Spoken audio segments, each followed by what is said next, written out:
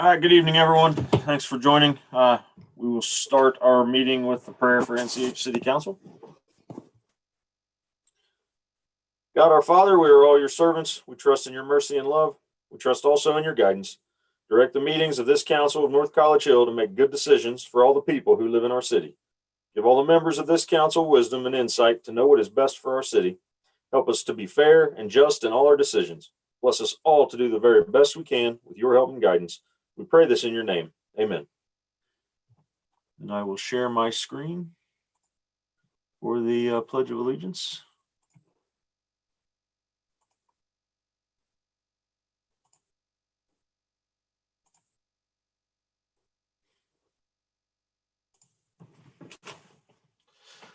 I pledge allegiance to the flag of the United States of America and to the republic for which it stands, one nation, under God, indivisible, with liberty and justice for all.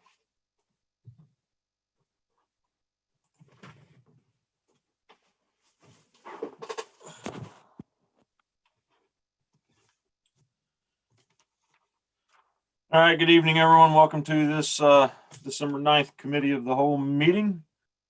We will do our roll call. Ms. Bailey? Here.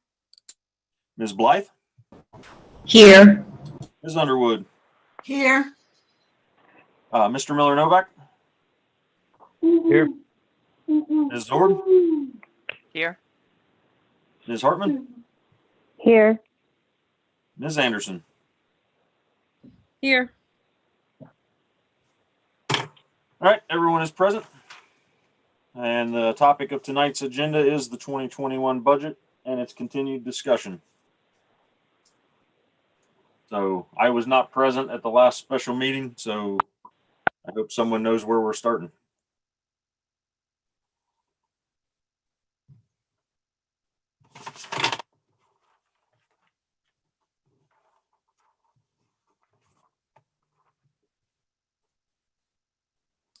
So I know that we had already discussed some of it, but I think that's before that we had gotten the information that with our carryover from this year, we would be able to give the police department 4% raises. So let's, what I would like to do is start with Ms. Hall, if that's okay, and ask her about the carryover and making sure that we're cool to give them their 4% raises and then move forward from there. Perfect. Ms. Hall, you're up. So, I guess in short, yes, we are able to provide 4% raises to the police department in the 2021 budget.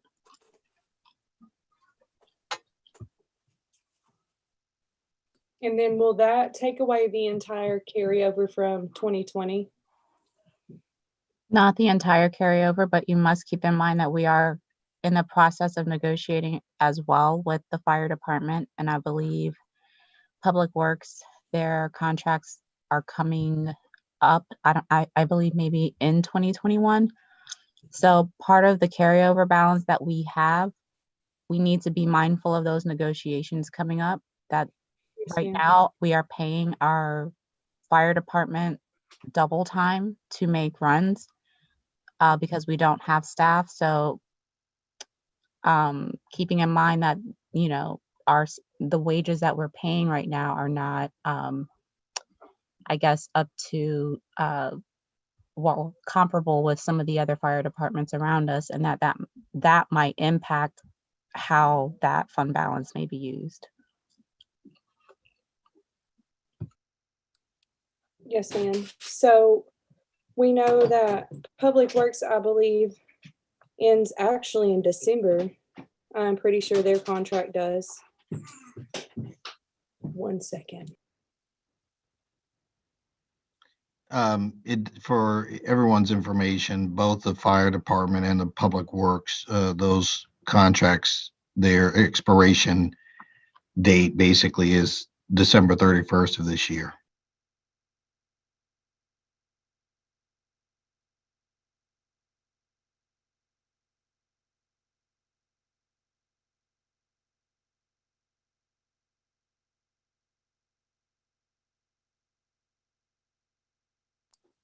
Thank you. Sorry, guys. 5-year-old problems over here. And just so everybody knows, my German Shepherd figured out that he can clear my fence today. So, yeah. Okay. So then with those coming through as far as potential raises for public works and fire, is there anywhere else that we think that we can cut to create more money for those salaries or no? No, Okay.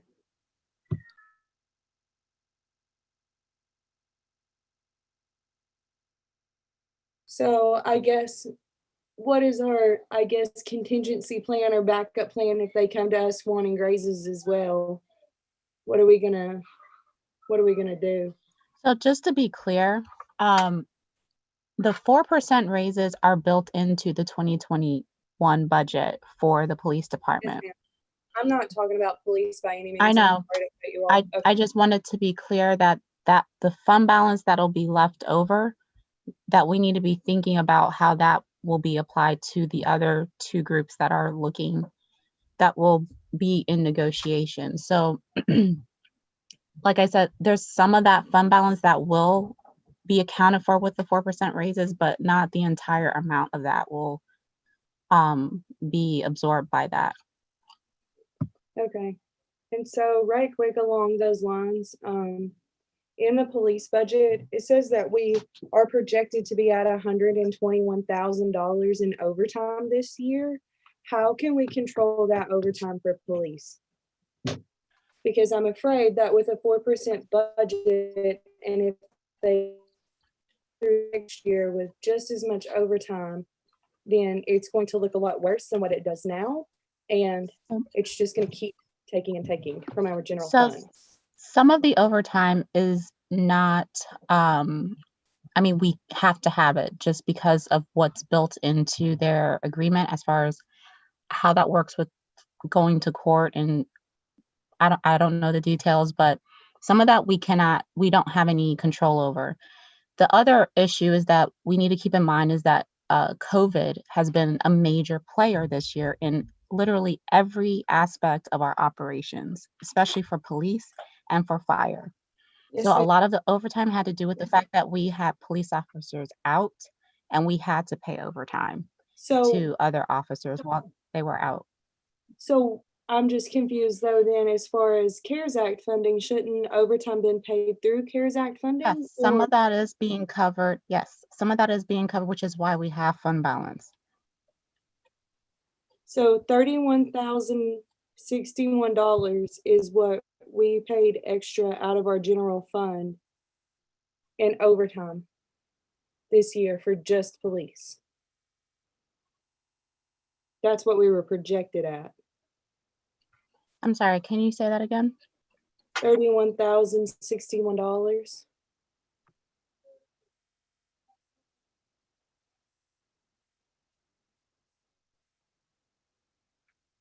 Are you saying that's the amount that we are above budget? That's the amount, yes, ma'am, that we are projected at to be above budget for overtime from our general fund just for police. Well, that's, Ms. Okay. Bailey, can I ask you, I'm looking at the document and the numbers you're quoting are not the numbers I'm looking at. So where are you getting those numbers from? Well, then I may have a totally different document, which does not surprise me, so give me just a moment.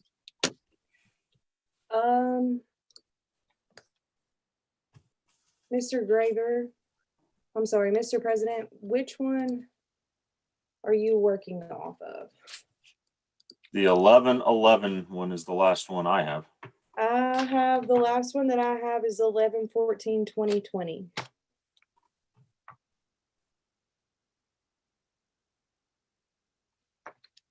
Mr. President, I have 12/8/20, but I picked it up at like 6:30 today in the mailboxes.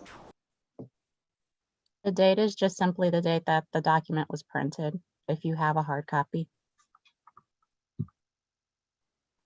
Amber, can you just tell us which columns you're looking at? Maybe that'll, I am looking at 2021 proposed budget. Police, so 101, 101, 521, 120, projected Sure, but what are 2020. you comparing that to? You're comparing the proposed 2021 to what? Projected at 2020. So basically what I'm asking is that projected at 2020, we're looking at spending $31,000 over budget in police overtime. And I guess I'm trying to figure That's not out, accurate. Um, if you're looking at the $62,973, that's not over budget for 2020. 2020's budget for overtime is 80 grand. oh, I'm sorry. You're right. Sorry, Ms. Hall. I'm totally looking at I have the wrong notation. My bad, y'all. Never mind. Move forward. Mr. President, Mosby. I just also wanted to say one thing because Ms. Hall mentioned about having basically a surplus at the end of the year. But I did want to remind everyone that January 4th is a payday. So a portion of that surplus that we're talking about $100,000 has to go out immediately. So I would not want someone to look at that and necessarily be deceived by the amount. We have to have some carryover so that we can pay our employees on the first payday of the year. So, Mr. Mosby, with that being said, if our carryover, so just real quick, we were down what, $250,000 approximately, giving police a 4% raise. And then if we have 100,000 coming out for the extra payday, where did we cut roughly 100 grand at to still afford that raise? If I'm understanding that wrong, please correct me. As Ms. Hall said, with the amount of money that we got from the CARES Act, and as I mentioned at the meeting on Monday night, through some guidance from Mr. Dieters, we were able to obviously use the as much of the CARES Act funds and putting as much of that toward the police and fire as we can. I'm simply saying that at the beginning, one of the very first payments that we have to make at the beginning of the year is to make sure that we meet payroll. So I don't want anyone to think that just because you see that surplus there, some of that is going to be used immediately.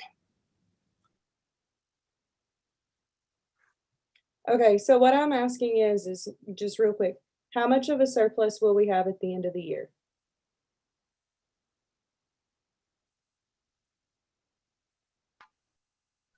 Just to reiterate, it'll be approximately $200,000, somewhere between that and 250,000.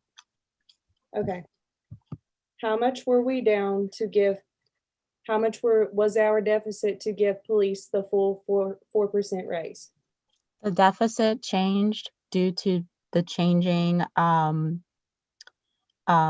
guess, the changes that were made to the budget. So you would have to tell me at which point in time you're talking about.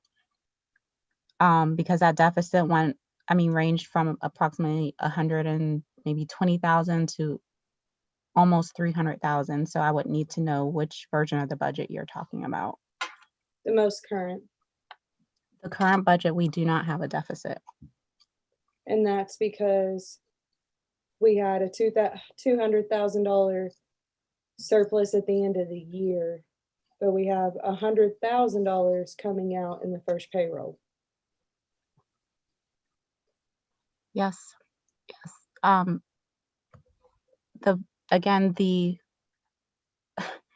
surplus is expected to be between $200,000 and $250,000. Mr. Mosby is correct that our first payroll in January will be approximately $100,000, and some of that fund balance will be used to make our payroll. Okay, so I guess where I'm at is I'm just kind of confused that if we were a deficit of roughly between $120,000 to $300,000, we're going to have roughly $200,000 to $250,000 in a surplus, but 100,000 is coming out. Maybe I'm bad at math, but then we still have anywhere between what, 100,000, 150,000 to 200,000 that in police wages. I don't think you're bad That's at not math. I police just think wages that you have two alone. things that are going on. One, when Ms. Hall was making the budget projections earlier this year, she was projecting approximately a $300,000 deficit based on the situation at the time. And that was also not including that was not projecting any carryover or anything like that. Since we operate on a cash basis, whatever comes in has to go out. When you're actually looking at what you and I are calling the carryover, it is because she used all of the COVID-19 funds, which means that we didn't have to apply any of the general funds to pay the salaries, for police and fire. And of course, those are our two largest expenses. So because we use COVID-19 funding, we were able to maintain and preserve that portion of the general fund money to carry over to next year.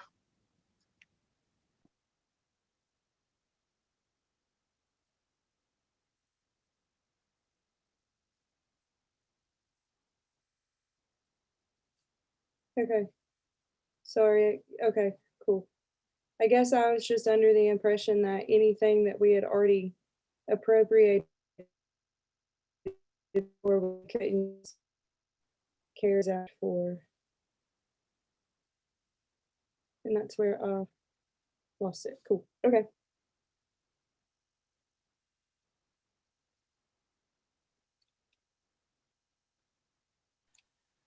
So can I ask like specific line item questions? So I'm looking at page 29 of 71. I'll give everybody a second to get there. Miss Zorb, I do not have page numbers, so. Go What? to code and building and zoning department. Cool.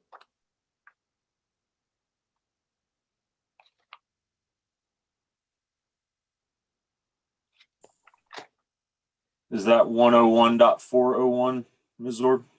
Exactly, yes. 101.401.523 zeros. We all there? We all there enough that I can proceed? Mm-hmm.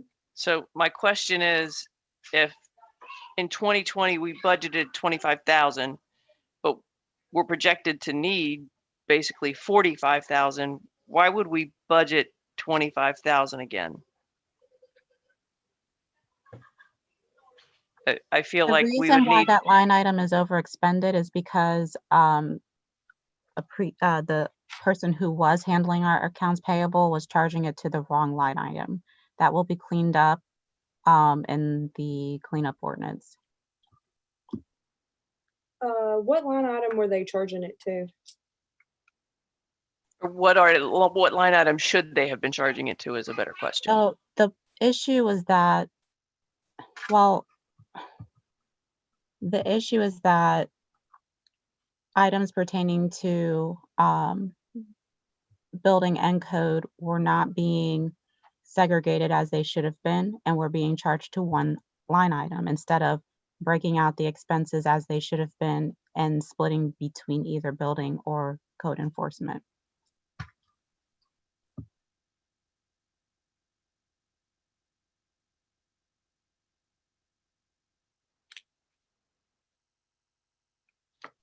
In my understanding, in order to change the budgeting for those contractual services, we would need to change our agreement with XPEX.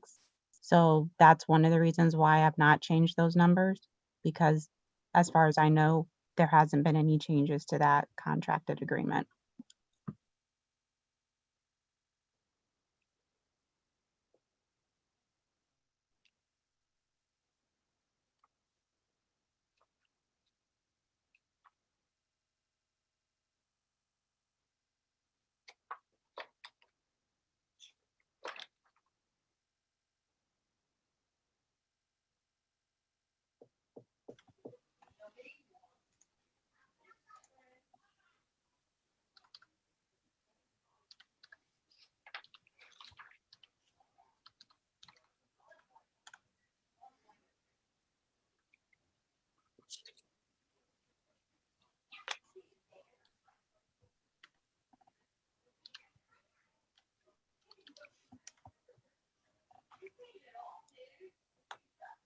So so I'm still trying to figure this out, and I guess I took the same math class Miss Bailey did because numbers aren't jiving for me either. So I'm looking at the total code enforcement. There's two line items for total code enforcement, but there's two contractual. So I'm going to assume that one is code enforcement and one's building enforcement. Is that a safe assumption? Because to me, it seems like those two numbers, if you add them all together, you should come up with the same number. Like if you didn't separate them, is that not true? I'm sorry, what is the question? So you said that they were both billed to the same line item. So I'm trying to figure out how to separate the 25,000 from the 45, right? So we come up with basically 20 grand. But if I look down at 101,402, it's not 20 grand different. So that I'm trying to figure out if those two are tied together, and that's where it got charged differently, or what am I missing? I mean, there's only two people in that department, right? And there's two different contracted services. What am I missing? Well, I'm not really understanding your question. So what I'll try to do is just explain what happened. So we're billed by XPACs. Hang on. Maybe I can just ask it this way. On line item 101,401, 523, so you're saying both the code and the building were both billed out of that line item. Is that true? At some point, that is true. Okay, then who Not got the entire time. okay, then who was billed out of line item 101,402? It's the same number. But down a little bit further, it says another contractual services. Oh, it's 101,402. My bad. It's not. I don't even know what I'm reading. So there's another contracted line item. Who is that? Whose services are those? Who did that work? Those are still the work of XPAC services. It depends on what they're doing. So if they are doing work pertaining to code enforcement, then it gets charged to code enforcement. If they're doing work that's pertaining to zoning and building, then it gets charged there. What happened was all of the invoices were being charged to one line item. By the time I realized that that was incorrect, that line item was already over budget. So what I'm saying is that the cleanup ordinance, we will clean that up, but I'm just explaining why that line item is over budget, because those services were not split out and paid, according to each of those line items. They were just paid out of one line item. Okay. So hang on. Let me try. I'm still trying to understand this. So even if I take the 25 on on line 401 and the 42 on line 402, and you're saying that those are still a good budgeted number, but if I add up the two projected lines, it's still going to be higher than those two proposed for I think I 2021. see what you're saying. Yes, one or both of those line items will still be over budget because the services rendered have exceeded the budget. But the issue is that some of the expenses charged in one of the line items were not supposed to be charged there, and those will be cleaned up in the cleanup ordinance. I gotcha. So, All I Miss- needed to hear is that we were over budget no matter what. Yeah. So thank you. Sorry. So I have a hard time wrapping my mind around that as well, because so we're $16,000 over budgeted or projected to be over budgeted in code enforcement when grass cutting was down, all revenue from code enforcement was down, and yet we're over budgeted. We're going to come in at roughly $17,000 over budget. Like, how does that happen? I'm just.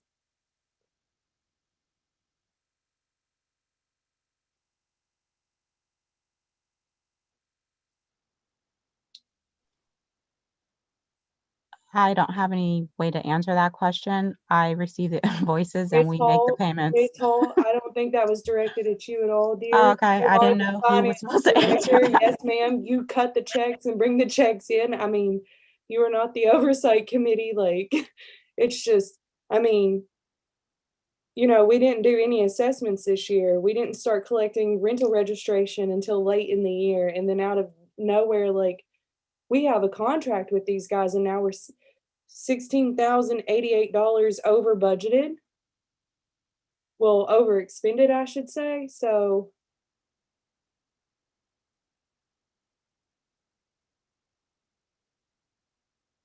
okay. I'll just say what Ms. Bailey's not saying is it kind of makes you wonder what they were doing to rack up a higher bill, and yet there's basically nothing to show for it because we don't have, like, nothing, no citizens were billed for the extra time, I guess. Is that a safe assumption is where you're going with that? Yes, ma'am. I mean, how many grass assessments or nuisance assessments did we pass this year? And Yeah, we're and in I mean, a it's not pandemic, just right? grass, but yeah, Right. it's, And we're in a yeah. pandemic. People aren't building, they're not adding on, they're not applying for permits. So, okay.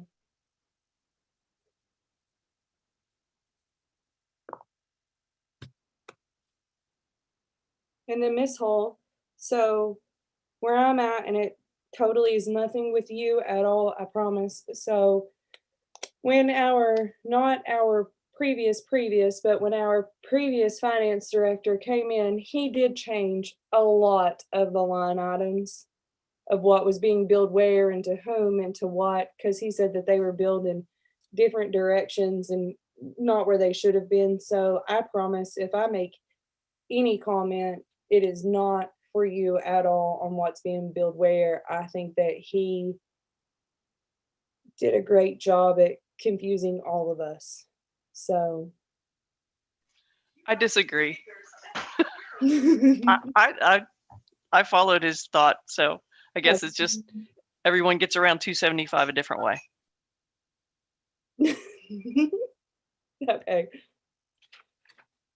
Okay, so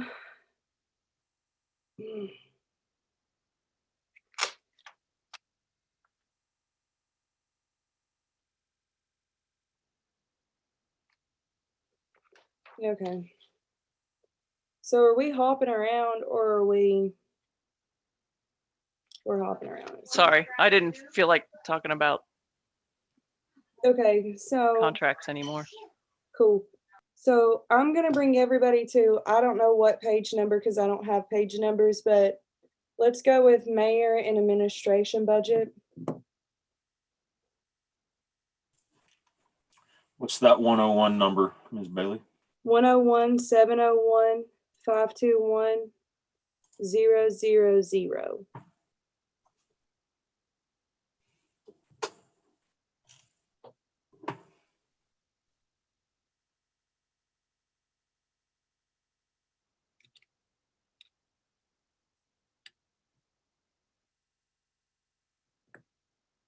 Everybody there? Yeah.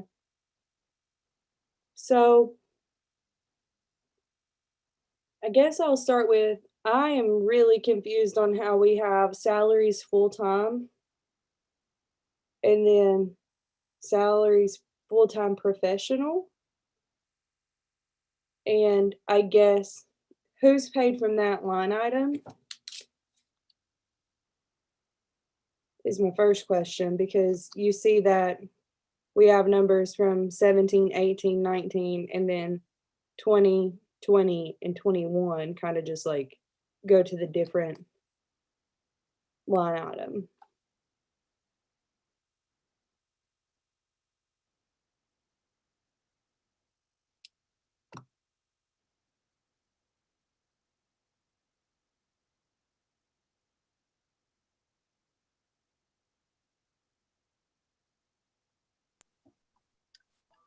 Are you asking me who's getting paid out of Yes, ma'am. 521000? There's no one being paid out of that line item. Okay. Whatever the change was, moved all the full-time. And honestly, it's not even just full-time getting paid out of that line item. out of 521-100, I noticed that everyone in the mayor and administration are coming out of that top line item, which is why it's showing at 97,000 and why the other line items are showing so small. Again, those items will be cleaned up, but Do you you know know, when that was changed? well, when we run a report in Paycor, all the professionals are coming out of the first line item. When I noticed it, then I started billing to the other line items. But I would assume that whatever fund codes were put into Paycor were put in there whenever we set it up. So, the total wages will not be over budget. I think that's what matters the most here. In this case, even though each person's salary is not technically split out as it should have been. But what matters is that the bottom line is that the mayor's budget or the mayor administration's budget will not be over expended. So Ari, I appreciate that it's not going to be over budget, but I guess going forward, how is that being fixed so that Oh yeah, that's not a constant? Is that I've Paycor adjusted it thing, or- now. Yeah, I've adjusted it so that going forward, it will be billed to the right line item. That's why you see amounts in some of these other line items, because they're now being billed to the right line item. So 2021, Perfect. this won't be an issue. It's just at some point I realized that everything was being charged to one line item and corrected it. So Perfect. I appreciate you taking care of Thank that. you.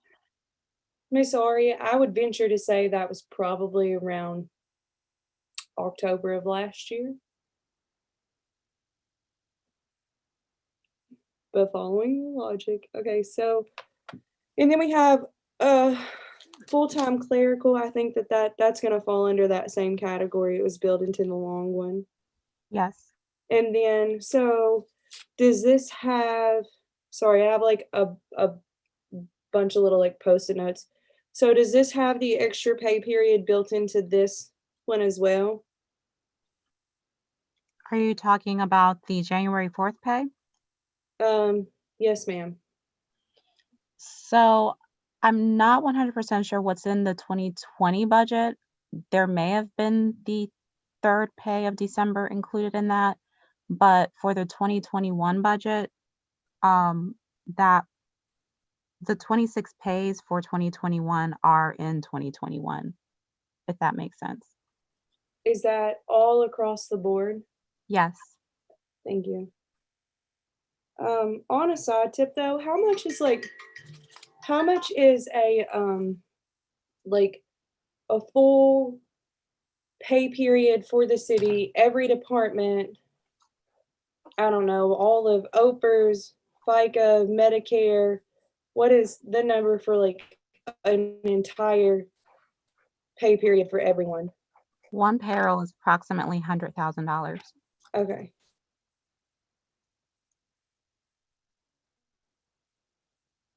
Thank you. I would like to see that as like a carryover, or at least like in our coffers somewhere to have a payroll just in case, if that makes sense.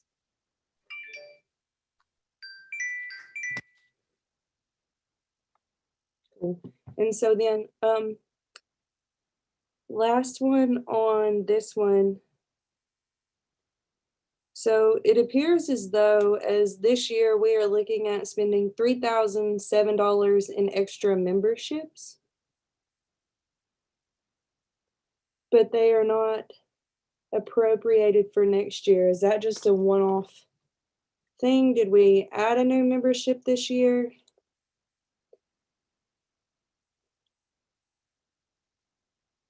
$101,701,524,220.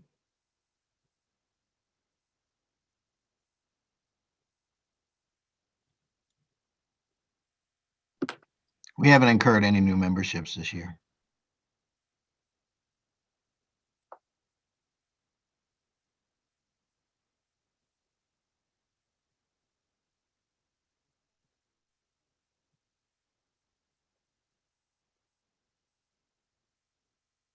Do we know why there was a $3,000 increase offhand?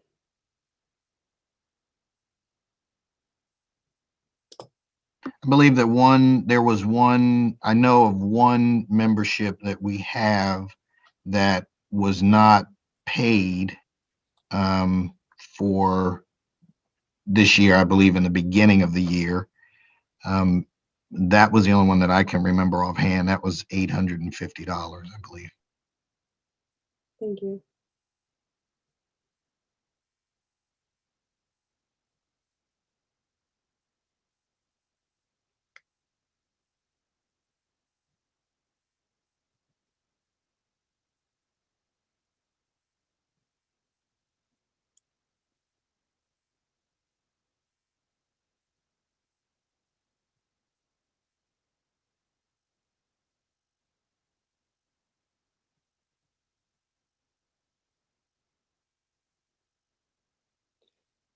There's also a fall off though in medical insurance and life insurance for 2021.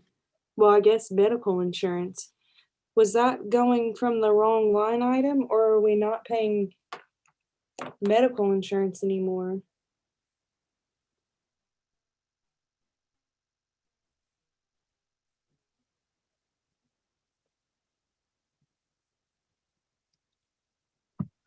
Sorry. My understanding is that there are no selections for medical insurance in that department.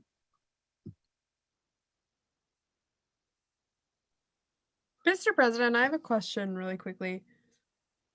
What are the memberships that you're referring to? What are they memberships to? We have various memberships, Hamilton County Municipal League, Ohio Municipal League. These are, we also have a membership with the Center for Local Government. So these are affiliations or coalitions that are built to help us to advocate, for smaller cities like ourselves, particularly when we do things like, there are state issues that are involved, or also to help us get, for example, cheaper memberships. For example, our health insurance program is based on a coalition of several smaller municipalities together. So we pooled together in order to save money on, our insurance.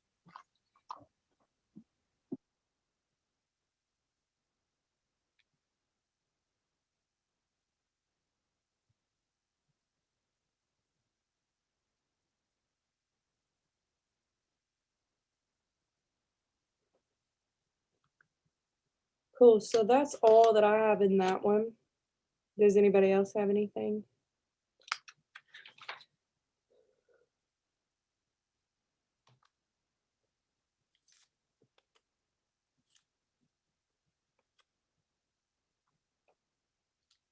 Okay, so right quick, can we go to the legislative department, which is us? 101.702. Yes, sir. So, Ms. Hall, no, I'm not supposed to assume, but I'm going to, well, I'm not going to assume. Okay, so salaries, full-time professional, was that billed to the wrong? I don't know who full-time professional would be. So just so I answer this for almost every department, the answer is going to be the same as I stated with the mayor's administration. This was an across the city issue with GL codes going to certain line items and not breaking them out according to the budget.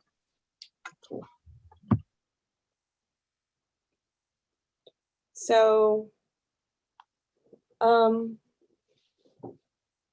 right quick, one of them that I do have is that 101-702-523-400. That is our $5,000 for Council of Council. I would like to see our $5,000 for 2021 put back in there. I completely agree with that.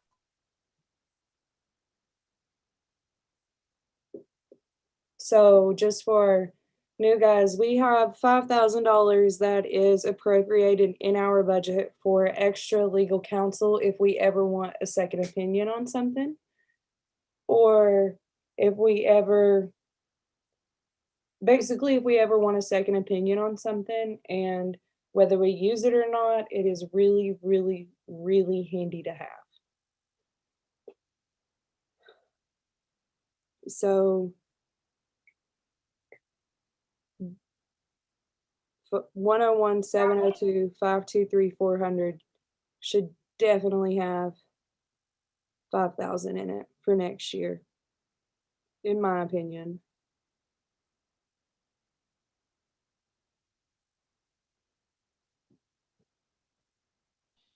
I have a quick question. So you said that's for like legal services. Yes, ma'am. Is that what Mr. Dieters is for, or is that separate? So it is separate because sometimes there are things that, so in an example, the Joint Fire District, we had some members of council had a conflicting view, if you will, of what Mr. Dieters was saying. So we hired, or yeah, I get, we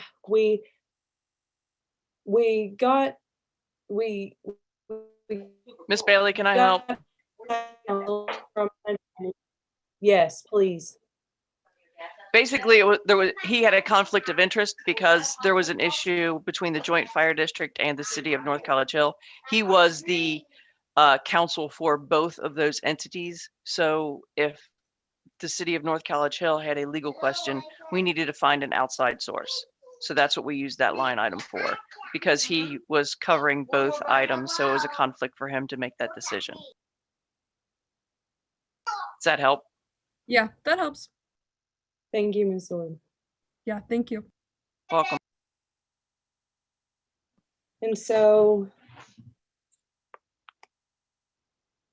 that definitely needs to be back in there. I kind of wonder if it needs to be $5,000. I mean, most of the time, if you're just asking for an attorney to do a little bit of research and come up with an opinion, it's not going to top 1,000 or 1,500 to do a couple hours of research and write a memo. So unless we foresee potential conflicts of opinions more than 3 times in a year, which hasn't happened since I've been on council, I don't know that $5,000 is necessary. Mr. Miller Novak, what would you suggest? I mean, honestly, I think that it might come up one time if in the next 12 months. Part of me says nothing, and if it happens, we're going to have to find the money when the time comes. I mean, there's other legal needs that we could need to find money in the general fund that would go beyond $5,000. For instance, I don't know that Mr. Dieter's firm handles like bonds and bond counsel. I mean, it's a very unique niche, if you will, of law practice, and a lot of law firms who even provide law director services don't have like a bond counsel within their doors. So, and you mentioned conflicts of interest. It's possible we could have litigation that's not covered under our flat rate with Mr. Dieters. So, I mean, there's legal needs that could come up, which would require us to dip into the general fund to pay for. So I don't see why we necessarily need to put any money aside. I think if a conflict happens, it's no different than any kind of extra legal need that we might have to dip into the general fund for. So I say 0. If we need it, we'll find it and have to pay for it because it'll be a necessity. We won't have a choice.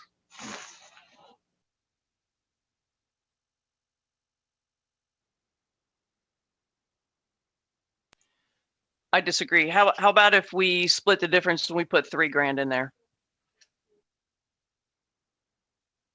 Half of 5 is 2,500. We know how lawyers are. Did that. Yeah, because it just took forever for that answer. So how about if we just, and they bill us hourly. So that's why I say $3,000. I'm cool with 3,000.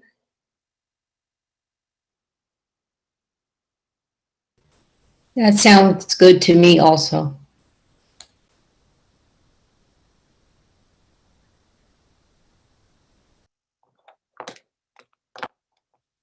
Cool.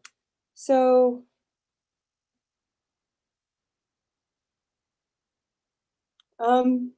my next one, I guess, is election expense, Hamilton County. Are we know that we're gonna have a levy, of course, but we're also looking at like having special elections and whatnot. So do we think that $5,000 is gonna cover it? Because we're gonna have to run primaries this year in May.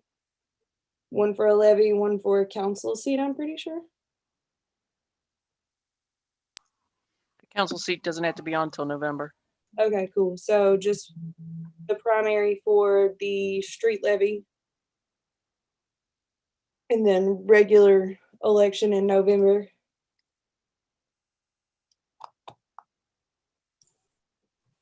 Mr. Mosby, what all is projected to be on that March, May, you mean? or I'm sorry, May ballot at this point? Yeah, well, in the county, you have other cities that are running primaries. And so, of course, the cost of, what it would take to put it on the ballot is spread across the different municipalities. So, I mean, I don't know, there's a good one, two, I can think of at least right off the bat, I think at least 4 other municipalities. So with us only having one item on there, I don't think that it's going to be extensive. This will not be like the fire district, because that we were the only issue on the ballot in the entire county.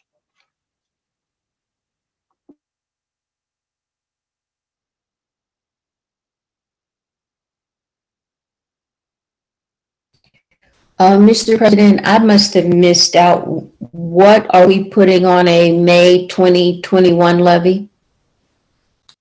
Yeah, We have a street levy that is going to be renewed, and it will be renewed in May. And so that will be the only issue that would be on the ballot. Thank you.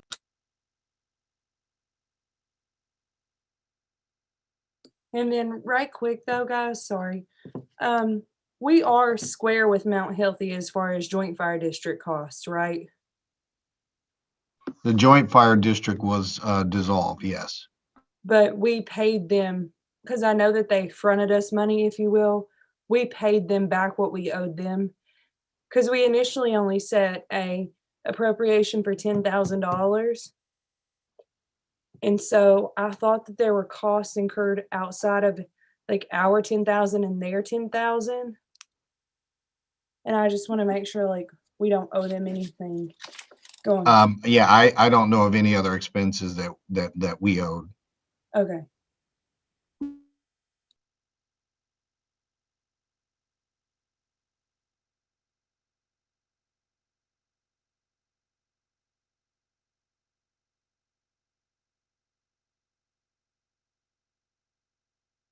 Okay.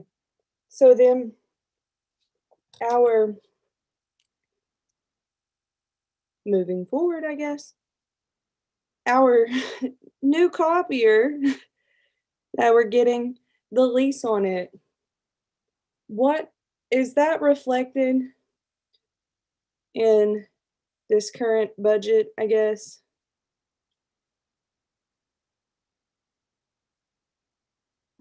Yes, it is. It will come out of the operating expenses line item. Awesome. And how much is the copier? It's about $150 a month. What's the total cost on it? $1,800 a year. For how many years? We have it for 3 years, 36 months.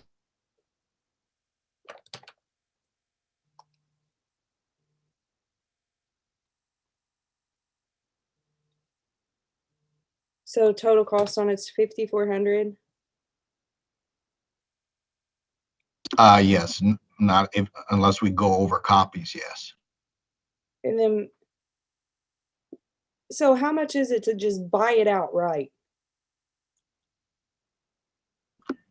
I don't think it would be wise to buy a copier. A copier is simply an expense. And when you're leasing, you're basically paying as you go for what you need. We do not, because we work on a cash basis, we don't work on an accrual basis. We will not gain anything by depreciation. So we will simply end up spending money on a purchase of a copier, and then we would also have to be responsible for maintaining it as well. So my recommendation is to, and still is to lease the copier, and then when its time is up, we can either renew the lease or we can lease a different copier. So coming from my background, I've noticed that oftentimes it is more expensive to lease a copier and pay for copies rather than to just buy it and pay for the service call. So I guess I would like to see and I'm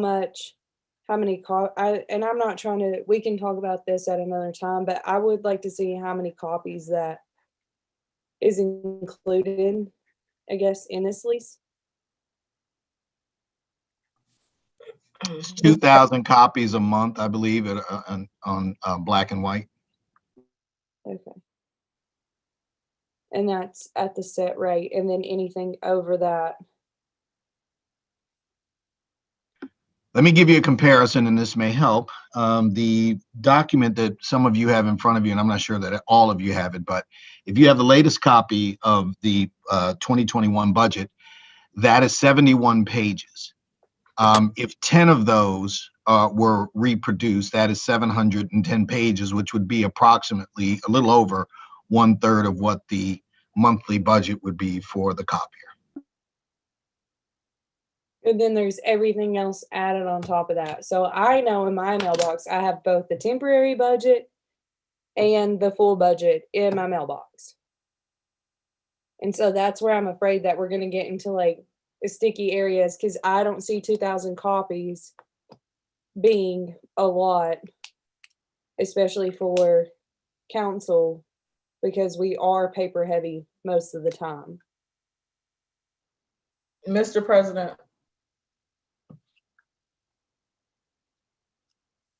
Yes, ma'am. just a quick question. I do believe, Mr. Mosby, and correct me if I'm wrong, that copier comes, the service, if anything happens, they replace anything that breaks on it as well, and the service calls are included. Correct. Is that going to go through Donald and McCarthy? No, it's going through Modern Office.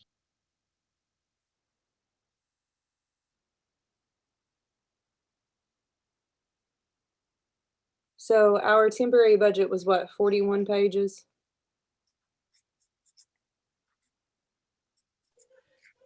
I don't know that I would use the budget as our standard. I mean,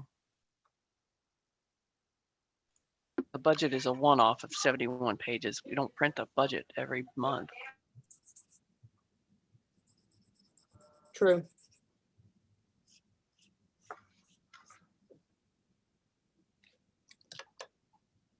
I just hate paying interest.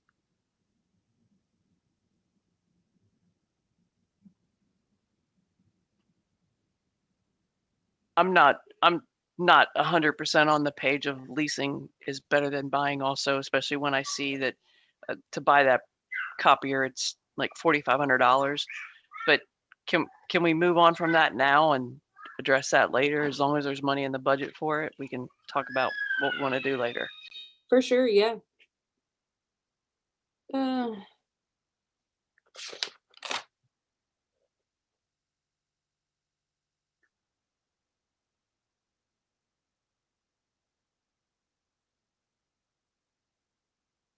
So next,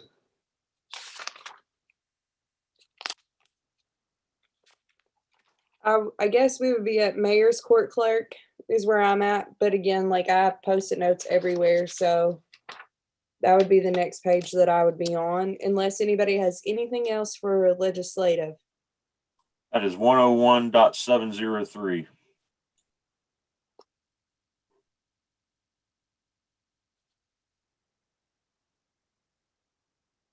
Wait, hold on, back to legislative. What is county health department?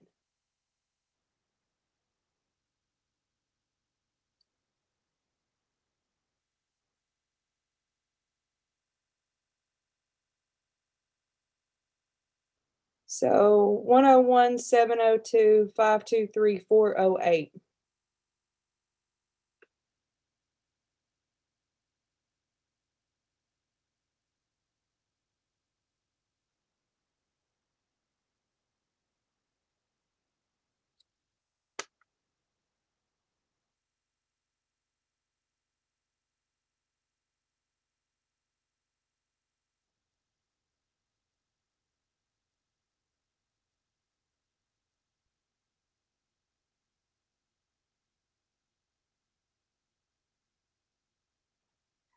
Anyone?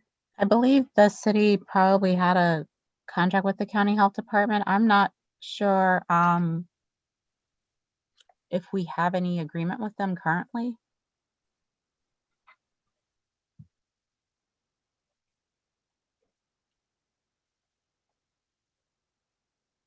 Do we think maybe going out on a limb here, this could be the whole EPA thing for crimmers versus, I guess, a dentist office back in the day? Maybe. I think we have to pay them something.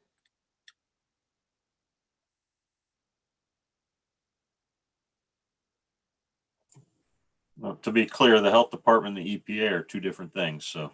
Well, we have to pay somebody to come out and look at something because of chemicals of something. And so, yeah, I know they're two different things. I'm just wondering if that's what it was coded under for quite some time.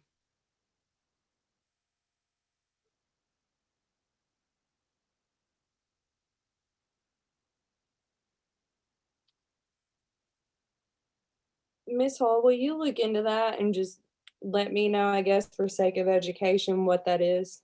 Yep, I'm looking it up right now. Cool.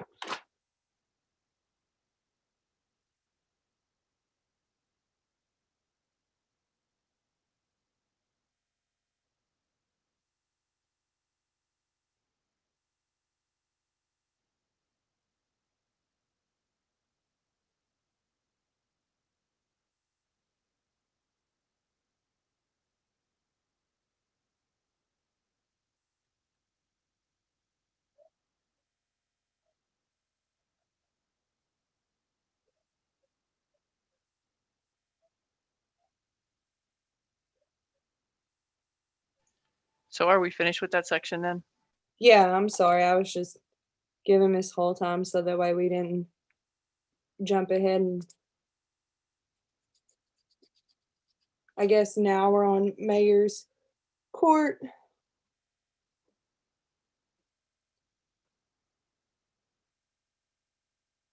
So we're gonna say that salaries for mayor's court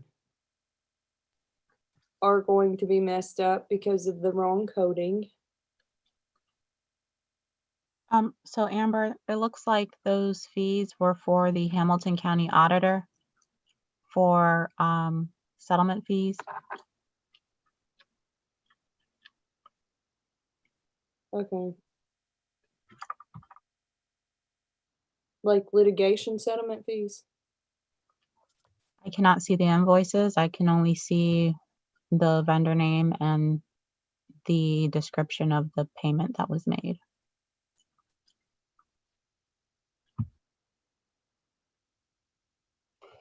So I can have someone in my office tomorrow, maybe pull one of these to see what it's for. Thank you, ma'am.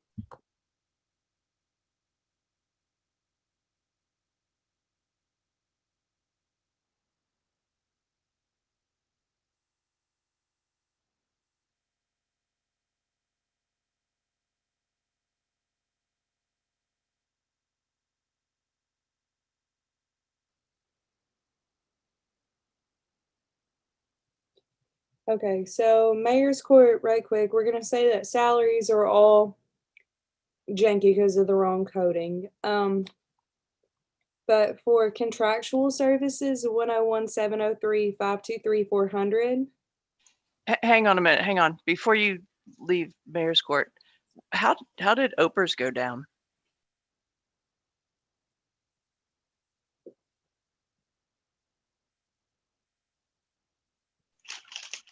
And medical insurance. Yeah. So for 2021, I budgeted OPERS at the rate that the city is responsible for.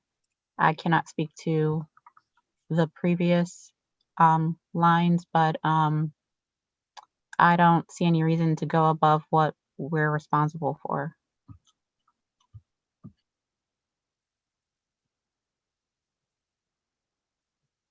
Okay, so wait though.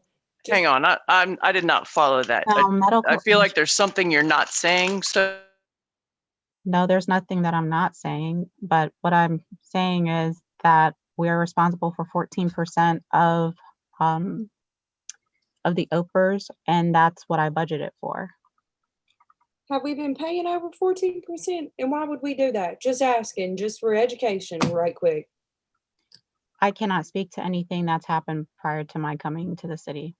I have no idea, but I'm just explaining why I budgeted the way I budgeted for 2021.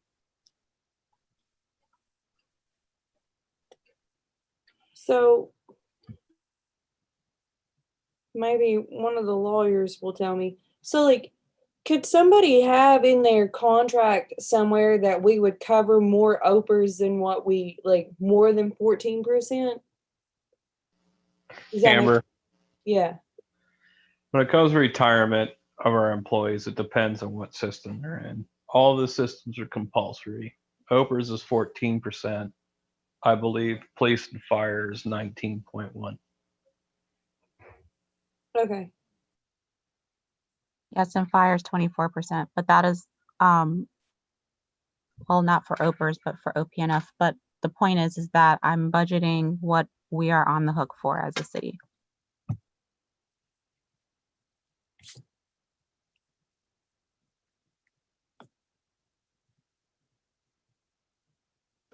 so why is the medical insurance lower also? I can only assume that there were other items charged there, for example, the life insurance and maybe something else, but based on whoever is budgeted here, I went with whatever their current selection is and budgeted according to that.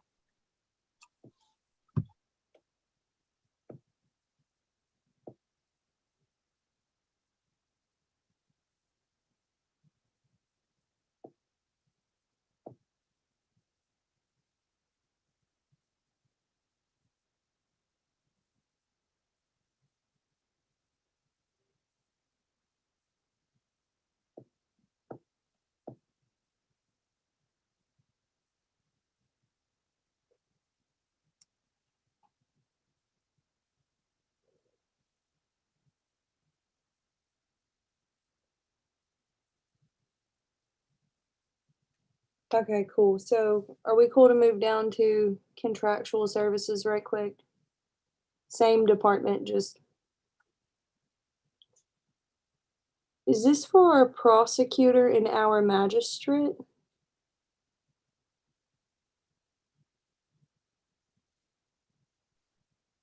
The magistrate is charged here. Just the magistrate? I believe the prosecutor, let me double check real quick before I say something. That one might be under legal.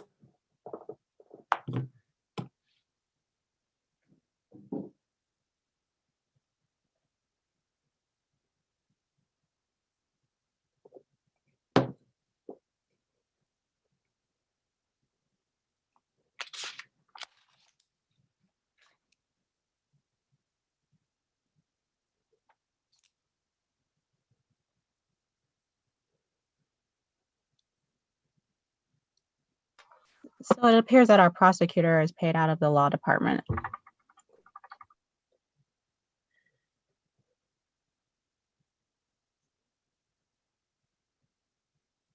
So this would just be the magistrate.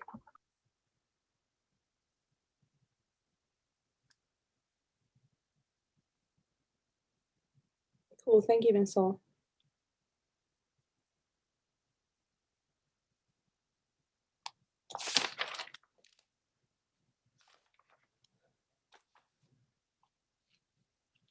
So if everybody's following me, I'm ready to go to 101-704, which is Finance Department.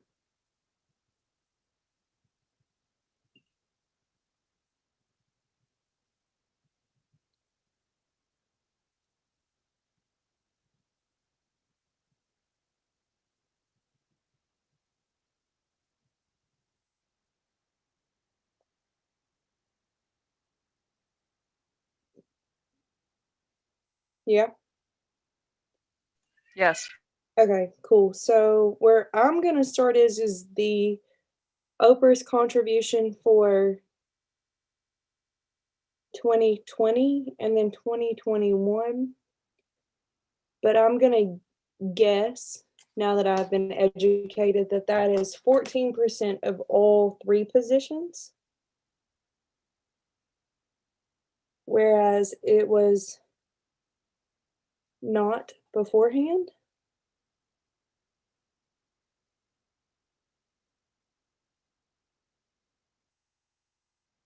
So it looks like in 2020, our OPERS contribution went up substantially from what was budgeted. And it may have been one of those things that was moved to a different line item. So it looks like we had a $12,000 increase in OPERS this year. But then next year, it's going to flatten back out to roughly the same.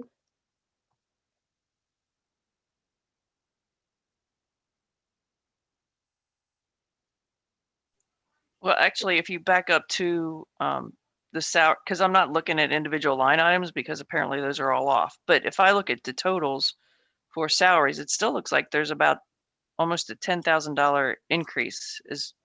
How did that happen for proposed 2021 versus budgeted 2020? 153 minus.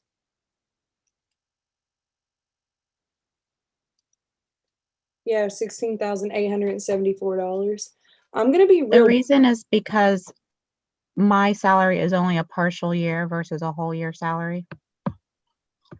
But wouldn't that? But no offense, Ms. Hall. But wouldn't that kind of like be close because Angel Burton's salary was more Was not than budgeted in 2020. No. Rick was paid out of professional services, so that would not be accurate. okay. Oh, that makes sense. Okay.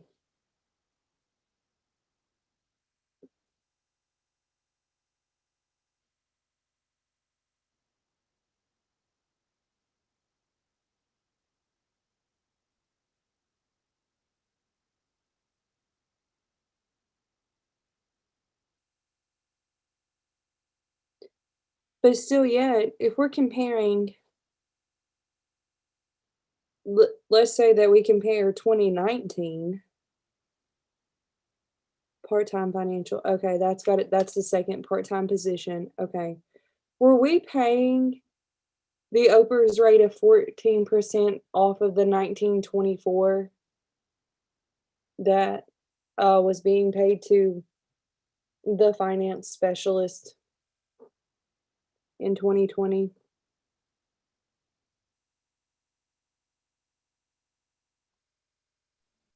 Are you asking if we're paying OPERS on anyone? On the fiscal specialist? Yes, so I always see them as 1 and 2. So the one that we just went through the whole salary ordinance for, were we paying 14% off of the $19.24 that Mr. Cropper gave her? We paid 14% on every employee that is not covered under Social Security or OPNF.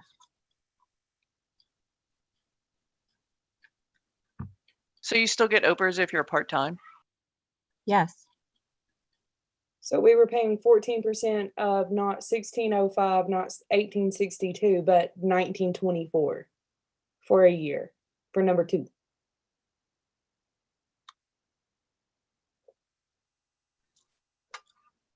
We pay OPERS on all of our employees that are not covered under any other pension plan. Yes, ma'am. I'm sorry. That was more of a statement out Oh, loud. I have no inner monologue sometimes. I'm so sorry. Like, yeah. But there, no matter what, there's still a substantial increase there. Well, yeah, I would say, well, It has nothing to do with some 1605 versus 1962. That doesn't make up for $8,000.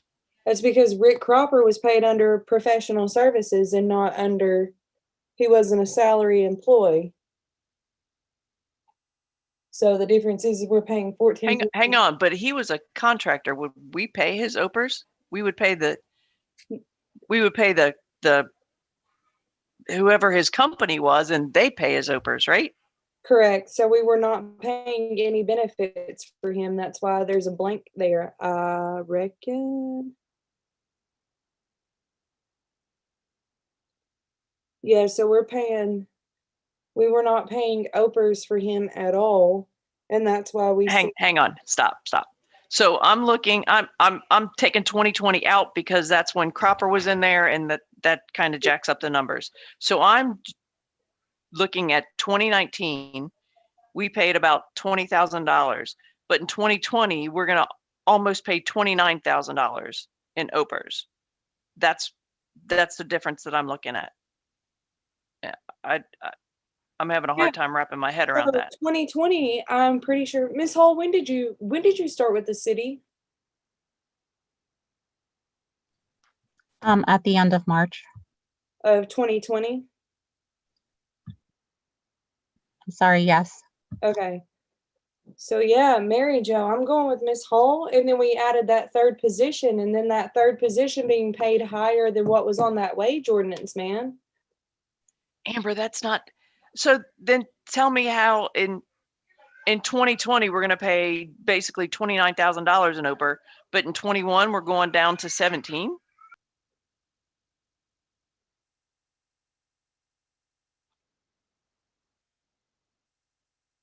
And there's no way. You're right. I'm sorry. My bad. There's no way.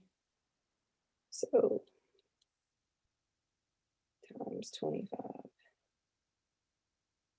times 52.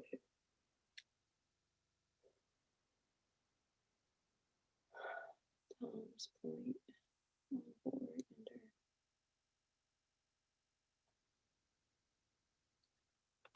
Yeah.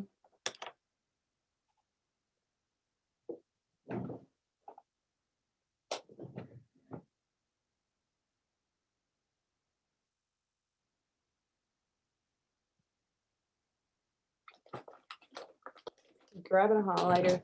Miss Hall, will you double check line item 101-704-521-201? Because Mary Jo, I get what you're saying. Even with adding that position, there's no way that we go from being projected at close to $30,000 to being to budgeting $17,000.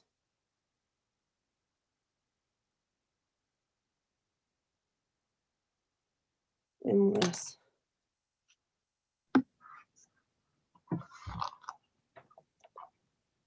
So that would be 33, plus. Unless that counts into the deficit of what the previous finance director was being paid versus the current finance director is being paid.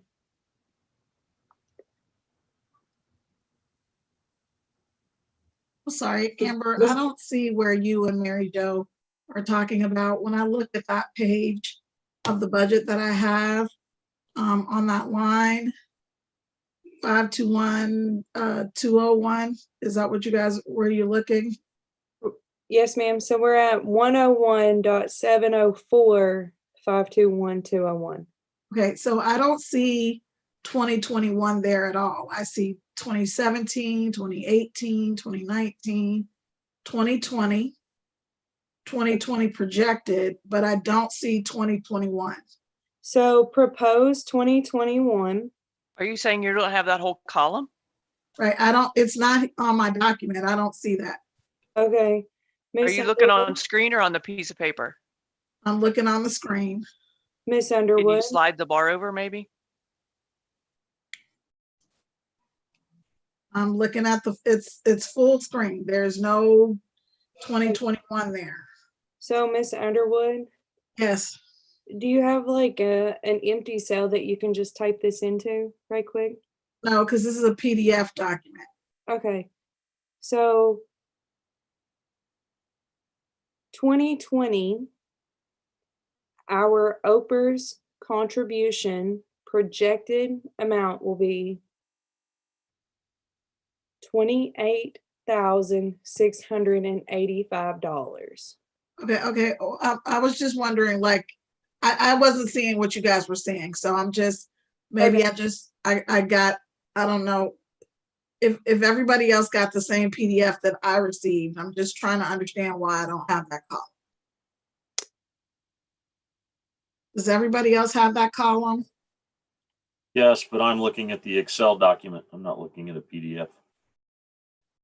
So basically in the proposed 2021 budget, 17,472 is 14% of the projected or the proposed $124,800 in salary. If you look at projected for 2020, we currently have 28,685 projected for OPERS based on 94,200 in salary, which is 30%. Okay, I mean, and I understand all of that. I was just trying to follow Yes, along. ma'am. So So if I'm I looking need to, at the I need to proposed- find the correct document. My issue was like, I'm not seeing what everybody else is seeing. So I just need to figure out where the correct document is. That's all. So if I'm looking at the proposed 2021 budget, then that is an accurate proposal based on 124,800 in salary. But yeah, why do we have 30% in OPERS projected for 2020? So Mr. Graver, you're probably better at math than I am. Is in proposed 2021 is the 17,472, is that 14% of the 124,800? Yes. And I am going to guess that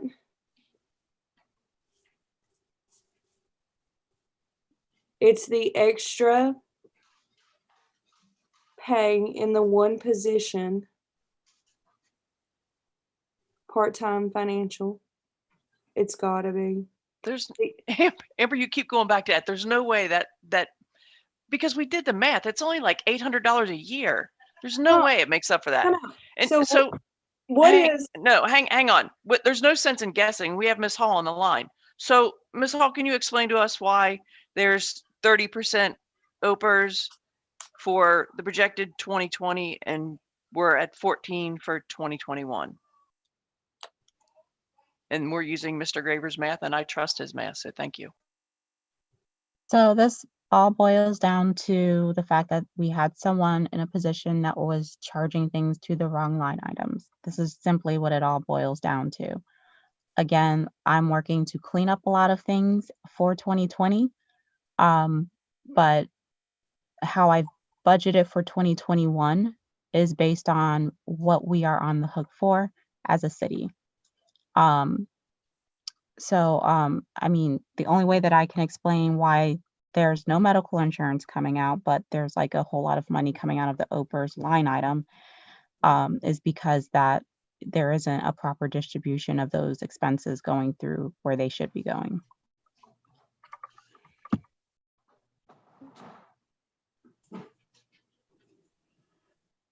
I'm sure someone's going to scold me for crossing a line, but I sure hope we didn't hire anyone who was making all these mistakes. I have actually hired someone who is actually correcting these mistakes.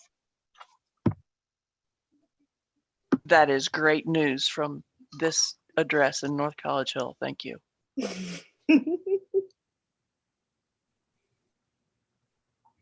Ms. Hall,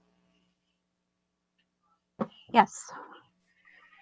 I mean, my understanding is simply stated, you budgeted for the statutory amount of overs at 14%.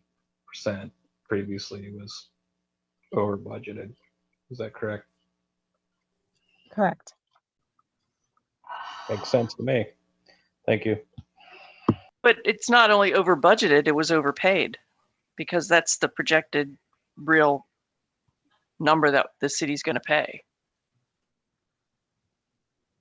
There are still year-end adjustments that are going to be made, so I wouldn't say that that's what we're paying to OPERS.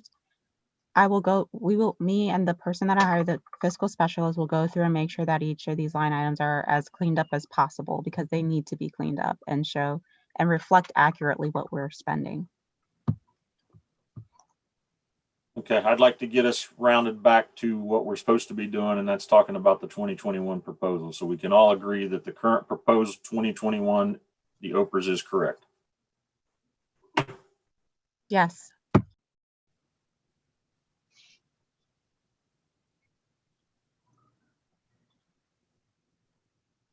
Are there any other questions for 101.704 finance? Yeah, right quick. So the new computer software that we switched over to, let's just verify that it is more expensive than the old computer software that we had, and it's worth it. Yeah.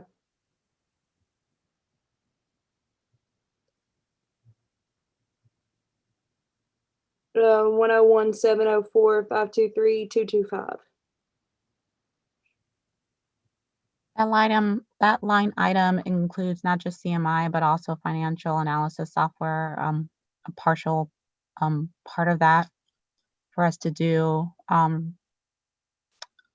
projections into 21 and 2022, as well as being able to create a capital projects plan for the city. So those are software items that are included in that line item.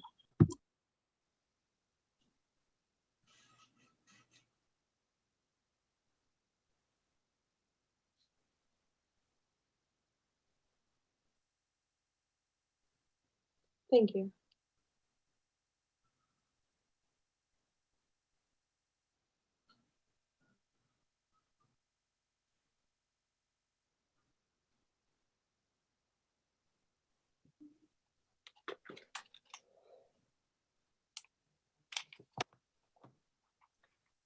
So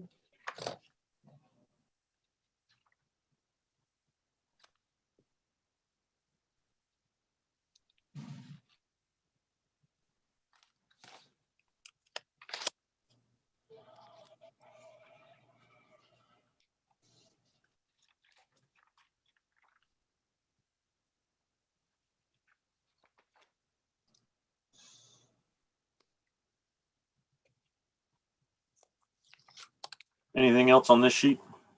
oh no, I'm sorry. I'm peeling off post-it notes of stuff that was answered. So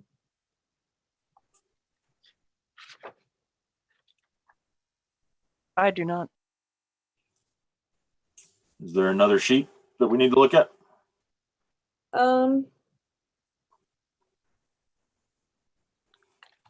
yes.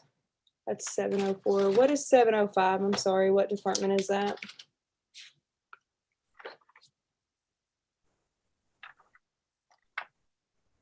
I just want to make sure I'm not skipping one because I want to jump to 706 right quick.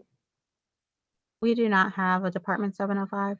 Cool. So we can go to 706. 101.706. Awesome. So 101-706-523-400. It appears as though as we spent a lot of money in professional services this year.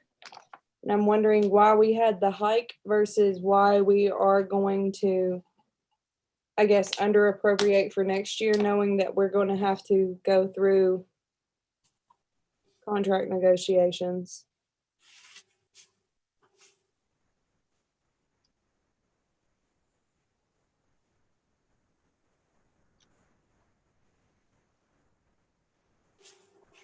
Because correct me if I'm wrong, contract negotiations I forgot what Mr. Dieter said. Is it part of his salary or no? Some of it? Not all of it? It will be if we sign the new agreement with him. It is not right now. Okay, so if we sign the new agreement with him, then Miss Underwood, on this one, do you have the proposed 2021 column or no? Yes, on this page I do. I just didn't on the other page. Okay, so the $51,086. If we go with his new agreement, that will include everything. Then what do we lose on? I guess somebody just walk me through this one because I'm confused. So 51,086 for part-time law director.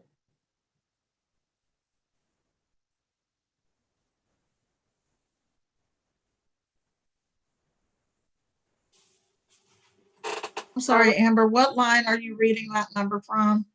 So 101,706,521,120. I don't see the number 51,706. I don't see that number on that line. 51,086. I don't see that number on that line anywhere. It's the I also- proposed 2021. Okay, I don't have that on the document okay, so are we looking at the document that Ms. DeWalt emailed us yesterday? Let me go out on a limb here. Does yours say? Does yours say 12,771.50?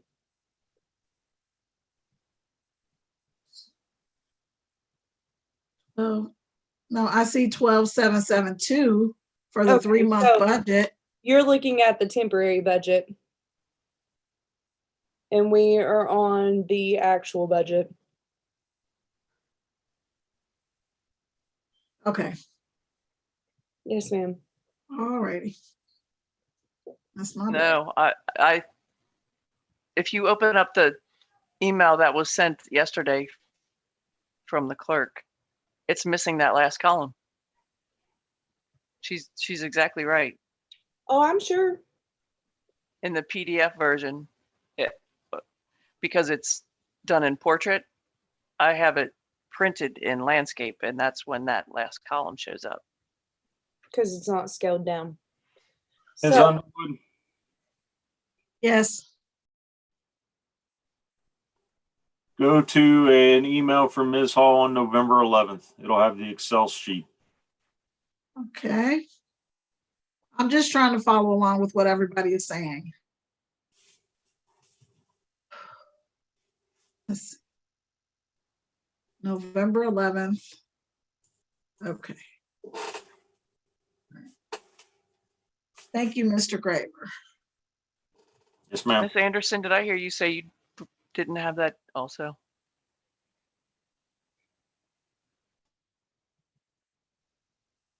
Sorry, yeah, I was looking. Because everything else is the same on the one that I had pulled up except for that. I had an entirely different number for that. So I'm trying to find, I don't have any emails from November 11th. Miss Anderson, what date was your email from?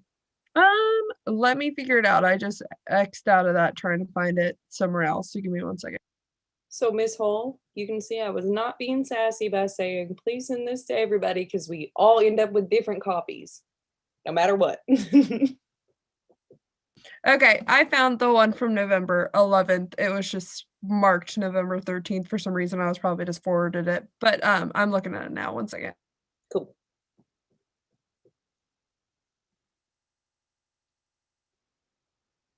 You guys can carry on. I got it. Thank you. It would not be a budgeting year if we did not all have different copies, I promise. So It happens.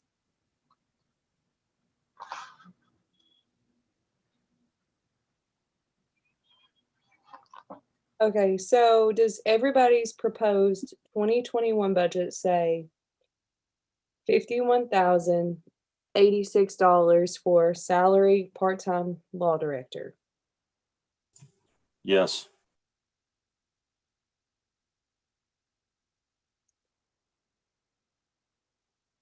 Okay.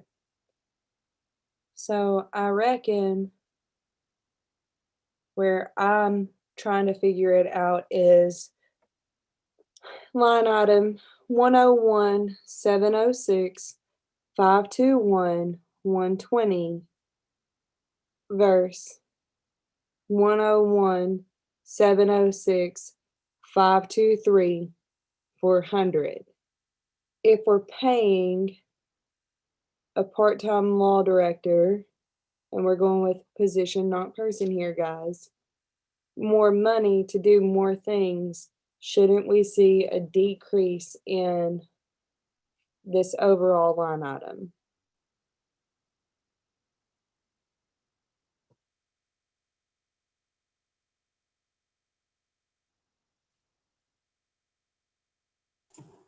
Are you saying, should we see a decrease in the 523-400 line item? Yes, sir. I think that's a fair assumption, since we would be paying for services out of the salary instead of out of the professional services line. Thank you.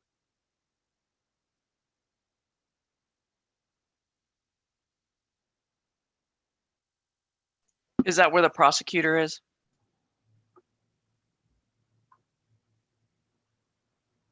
I believe Ms. Hall said that the prosecutor's monthly salary, I guess, is combined with the law director. And I would understand that, because before we went to this particular structure, the law director was also responsible for the prosecuting duties.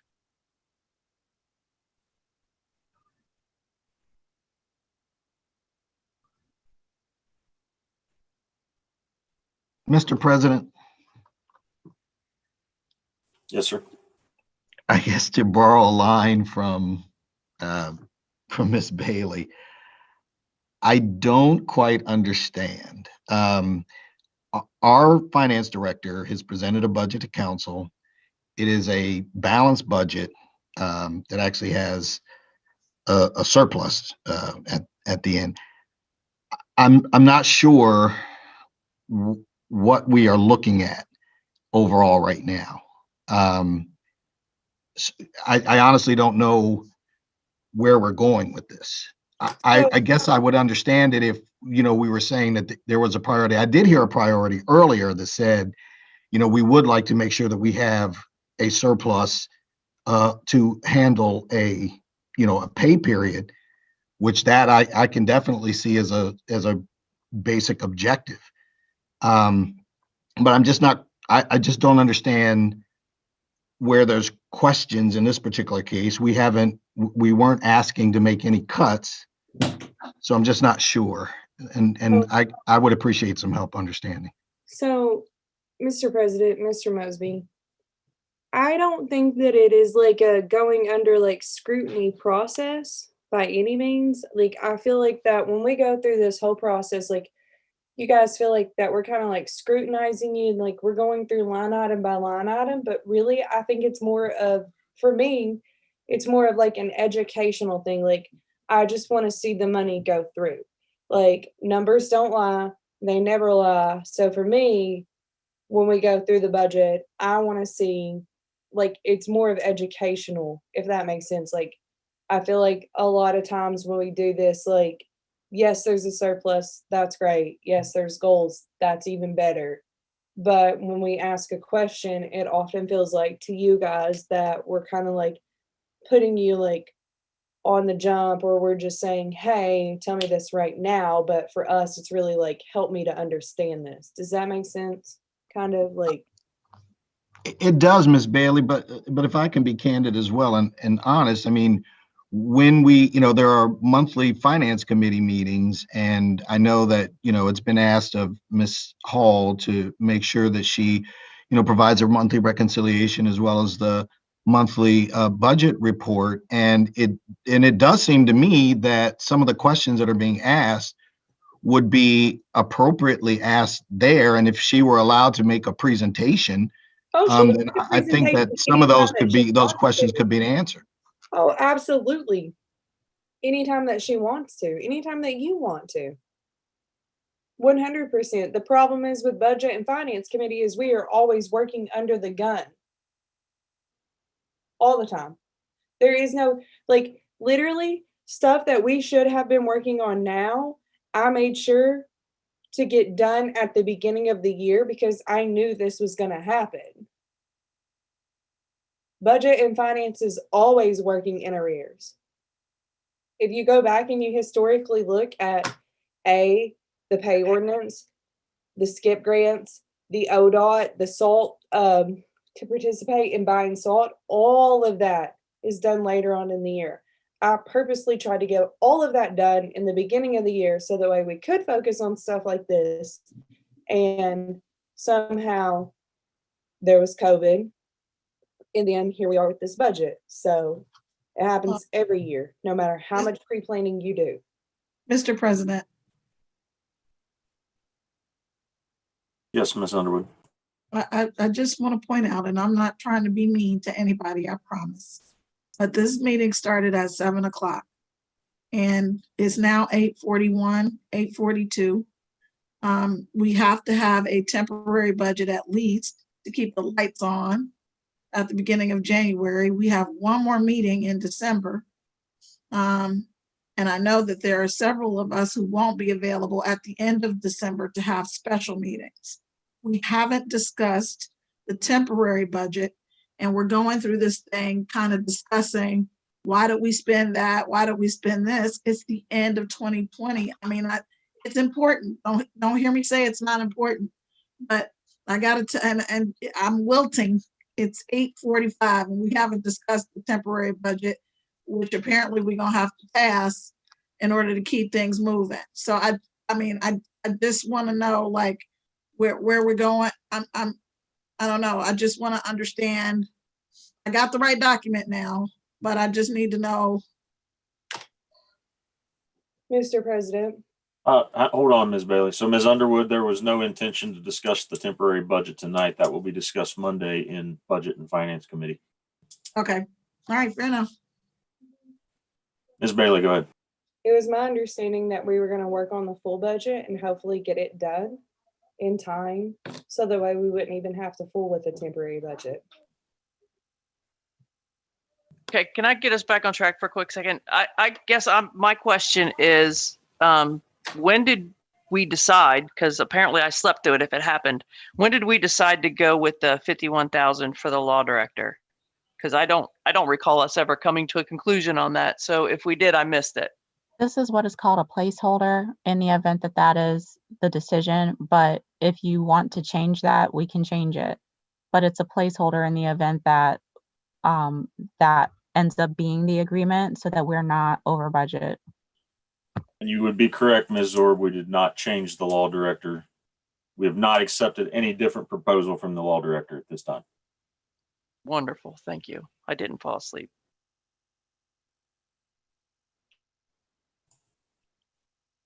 So is there anything else on this sheet?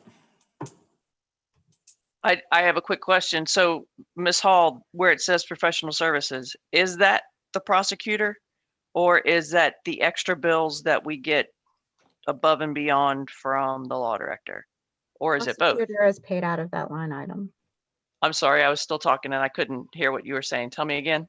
The prosecutor is paid out of that line item. Thank you.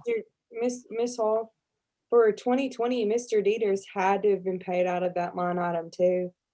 I mean, we quit mayor's court and that's $10,360 extra. Well, if you look at the 2019 number, it almost tells you that he had to have been in there. Mr. Dieters is being paid out of that as well. I'm sorry, the part-time law director is being paid out of that line item as well, or has been in the past. And that is probably true for any overages of services, but I was asked if the prosecutor was paid out of that line item, and he is.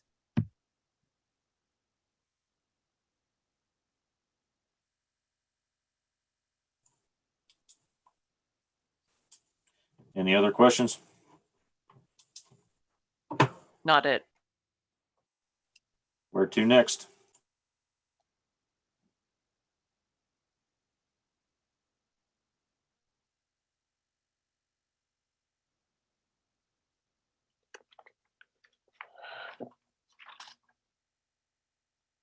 Uh,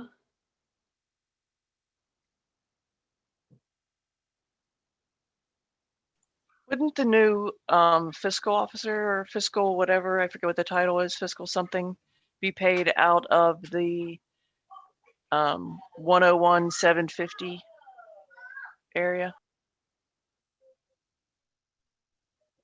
I think they're part of combined finance now.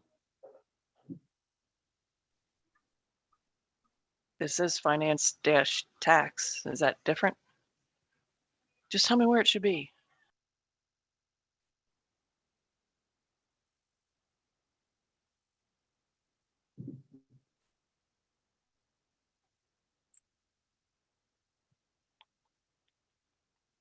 There are no positions budgeted in the tax department.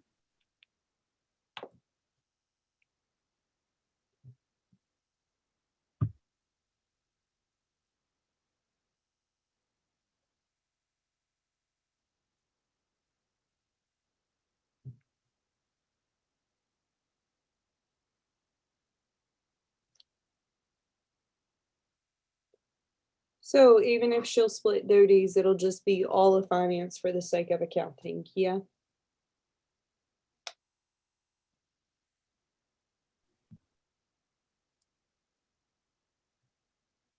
What duties are being split? I'm sorry. So she won't, so the new finance position will not be doing any tax work at all. There's some tax work because we have to interface with Rita. Okay. But for the sake of for the sake of accounting, it'll all be done through finance. Going Correct. forward. Thank you. And there are a small group of taxpayers who still have an outstanding balance. So she'll collect the rest of that, but that's much less than 10% of her overall duties.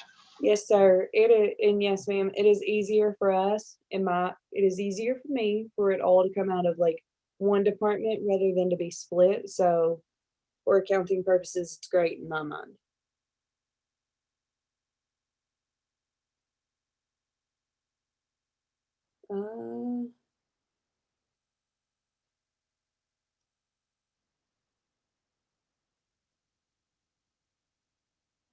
But there won't be any professional development in tax, right? I mean, 101, 750, 523, 500. Not necessarily. Okay. Just a placeholder just in case somebody needs some. Correct. Well, I mean, we don't want to neglect training if we can at all do that. And I do know that there was some training that was provided to the individual who is now occupying the latest position that was filled. Thank you. Rita does offer training, so that again, that is a placeholder we may not need. I'm not sure let me see what's budgeted there. I think It's $500. I'm just right. Yeah, so they do offer training. So for us to just continue to be up to date on whatever their technology is, we've just left the budget there. cool. So I'm ready to move on to miscellaneous if everyone else is. Yes. 101.799.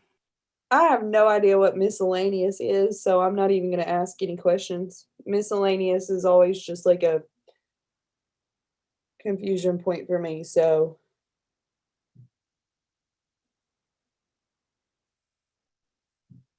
Unless. We'll move on to street fund. Wait though, right quick, is the city center roof being paid out of miscellaneous?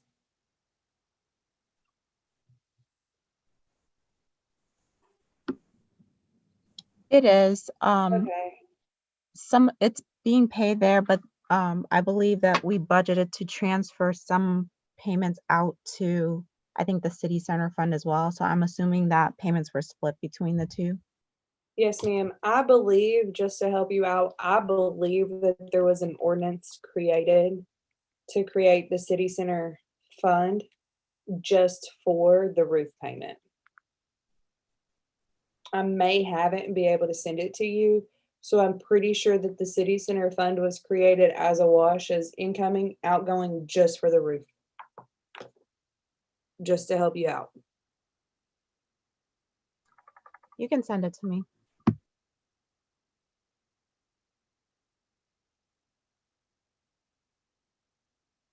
And then right quick though, what is insurance miscellaneous?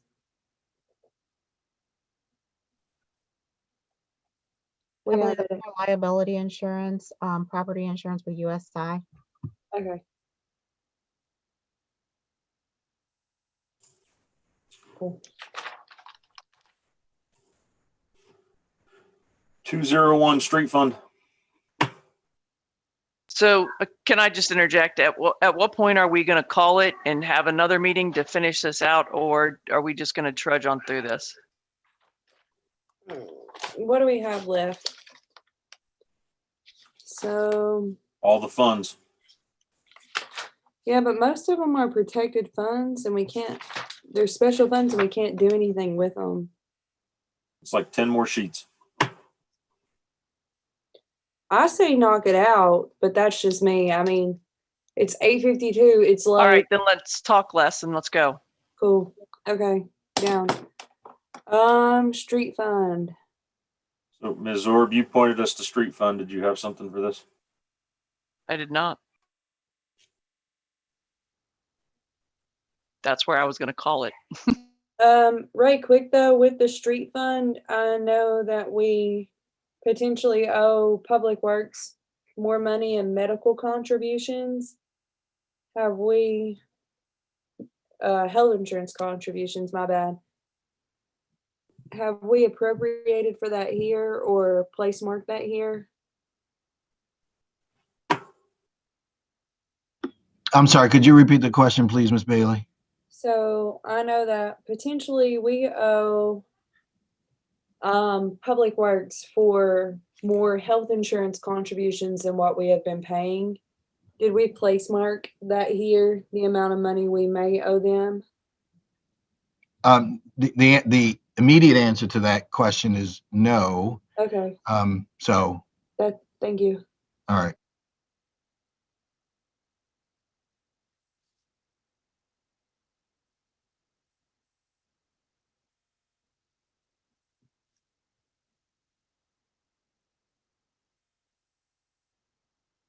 Awesome. And then right quick, do we know which line item the excavator was bought out of?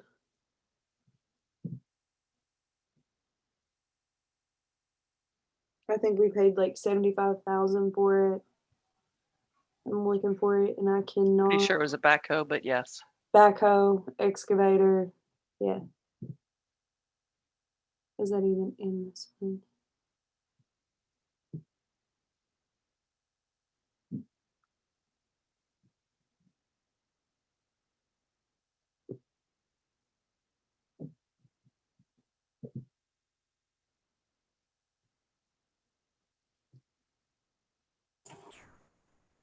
Wait though, right quick.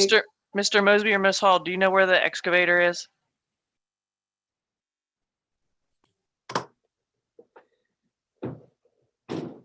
Any payments on Public Works equipment will be coming out of this equipment capital line item.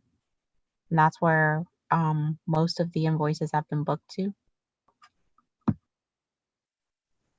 Equipment. What? Sorry guys, can somebody give me that line item right quick? I'm looking at it. 525-200.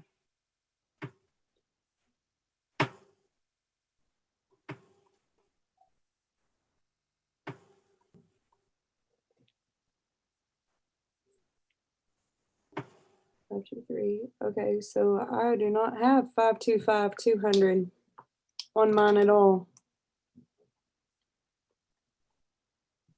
So on 525-200, what was budgeted for 2020?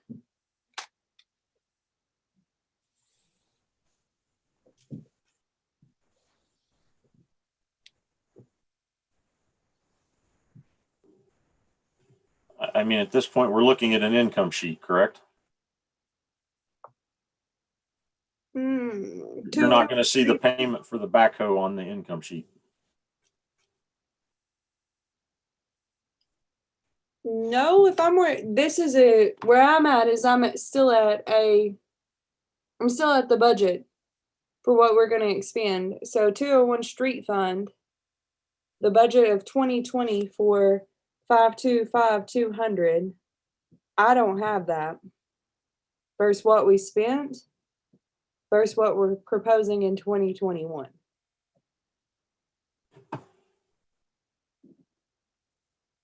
Amber, 525-200 is towards the end.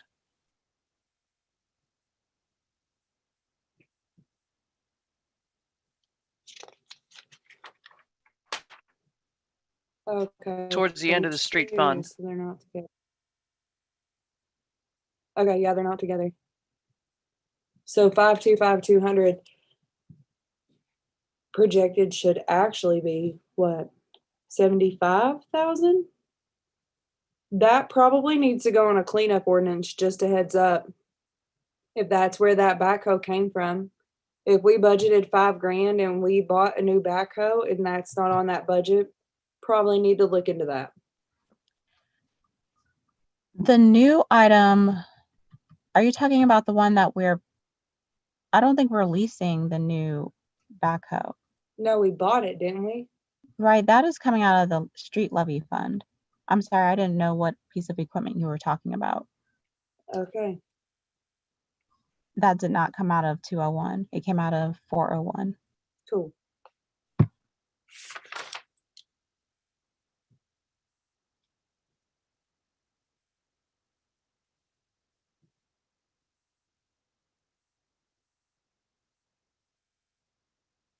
So then on this one, the only questions that I have is 201, 523, 515. We go from budgeting $30,000 to spending $25,000 to budgeting $60,000 on grass weed tree removal. This was discussed when Marty was in our budget meeting for the finance committee meeting, I believe it was. He requested an increase due to having to take down more trees that he has on a list that I guess could potentially come down. So he requested an increase in the budget for 21. Does that include hiring a new person? Are you talking about line item 523515? Yes. We don't budget salaries there. That's I'm sure he's using a company to remove the tree, so it'll be whatever expense that is to remove any trees that he feels are in danger of falling. So there's no personnel cost in that. Amber, if you look, that's a contractual services section. It is, but that's the first time that I've ever seen an increase of roughly 20,000. What is that? That's a $30,000 increase budget to budget. Thank you.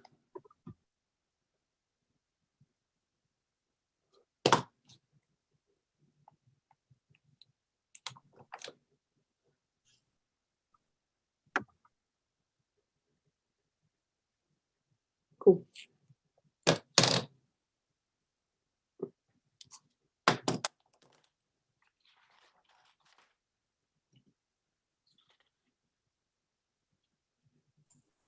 $204 seniors.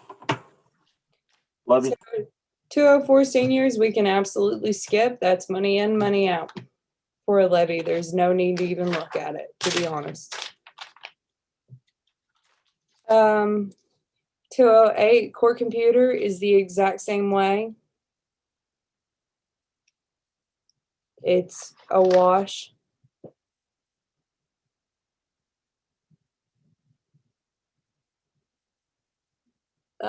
State forfeitures is pretty much the exact same thing.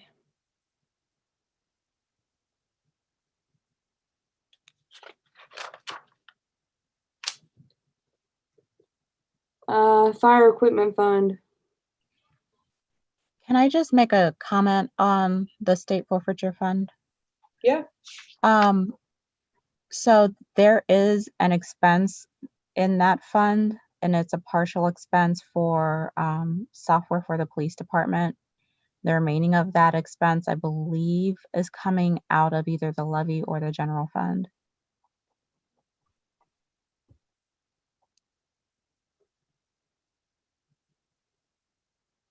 So that's like a one-time, that's not something that has been expended there before. That's why I wanted to.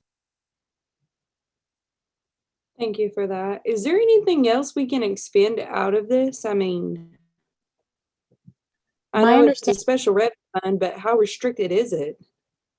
so my understanding is that all forfeiture money has to be spent in the police department on whatever expense items that they have. So essentially, if they need, ammunition or uniforms, they can expend those items out of this fund. So it looks like this fund is going to have a little bit of a carryover.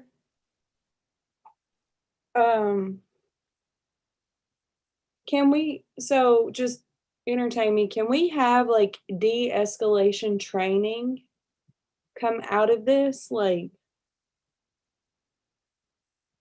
can we ask that they do more training out of this fund Ms. versus? Ms. Bailey? Yes, sir. Mr. Chief Schran has already projected for specifically, as you mentioned, de-escalation training, and he's already accounted for it in his budget. He and I discussed it. There is already some online training that he is doing now so that he can get as many of his officers through that training as possible. So that is already being accounted for in 2021. Is there more training on training on training that they could do out of this?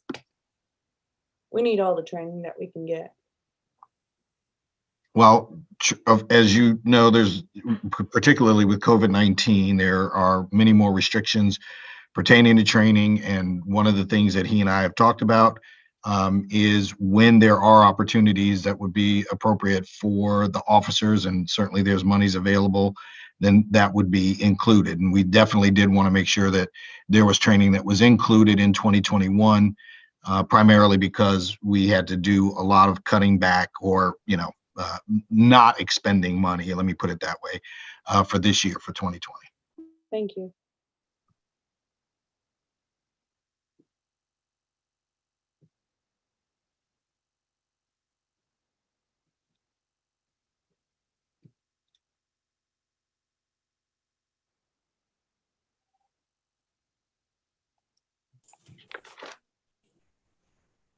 Where to next, Ms. Bailey?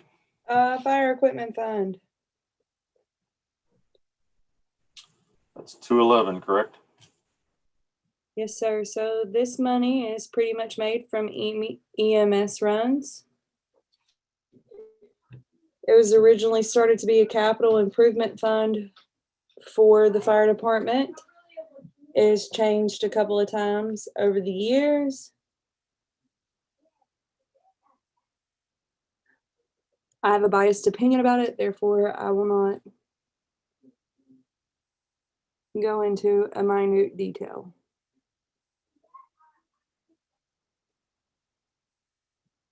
Do you have any changes you want to make to it?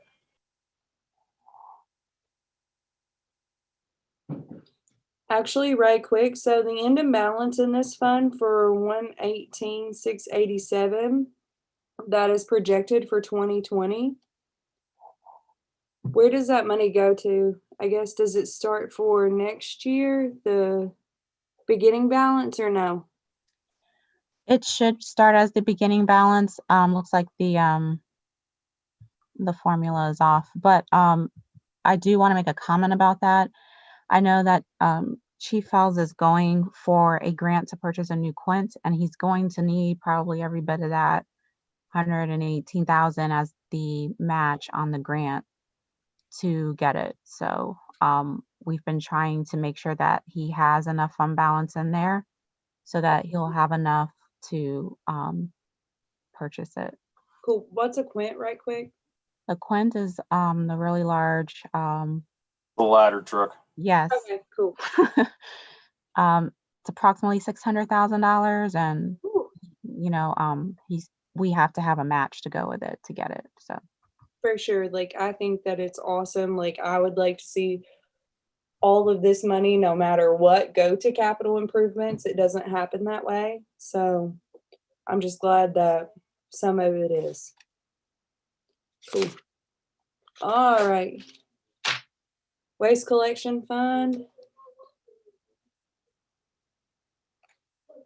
This is currently in Finance Committee. And so I have nothing on this. However, does 2021, right quick, does it reflect the proposed increase in the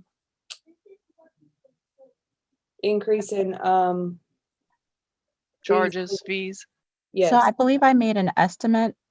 It does not probably reflect the exact number because at the time I didn't have that information, but it is an estimate of what those increases might look like. So as soon as it is approved, I can, or if you would like for me to do so, I can go ahead and plug in, since I do know what 2021's rate will be. We can plug that in and get a more accurate number there. Cool. But this is a close enough ballpark. Awesome. So police levy, yeah?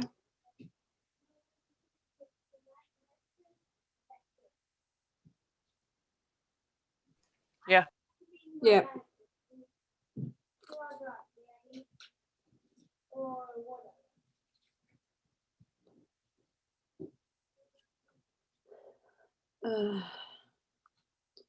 I have nothing really on this other than, can we please just keep an eye on the dang overtime?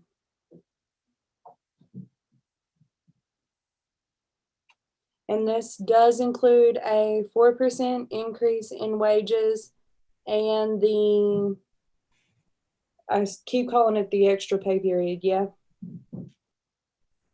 There's technically not an extra pay period in 21. We're just keeping all 26 pays in 2021 so that we don't have an extra pay in 2020. So all of the pays that should be in 2021 are in 2021. And it does include the 4% pay increase to the police department. Okay, cool. So 2020, there should be. Okay, cool. 26 pays. 25. So are we only paying 25 pays in 2021? In 2020, I'm sorry. No, we're paying There will be 26 26 days. pays in 2020. What would have happened if we pushed the January 1 pay back into 2020 would be 27 pays. So we're keeping, instead of moving the January 1 pay back into 2020, we're just pushing it forward a few days to January 4th so that the pays stay in 2021. Okay, cool. That makes sense. Yes, ma'am.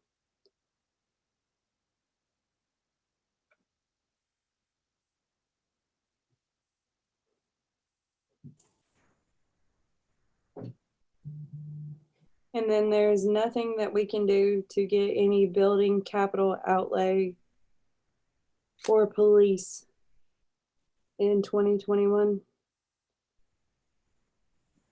Not in this levy. As you can see, if you look closer to the bottom, in order to make the 2021 budget work, they've had to expend a lot of their fund balance for 2020 to balance it out.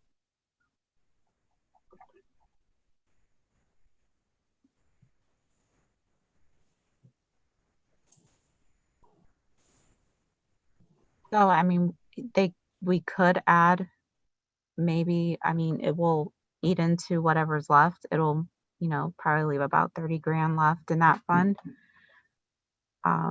That's cutting it too close. So I appreciate it. Okay, fire levy.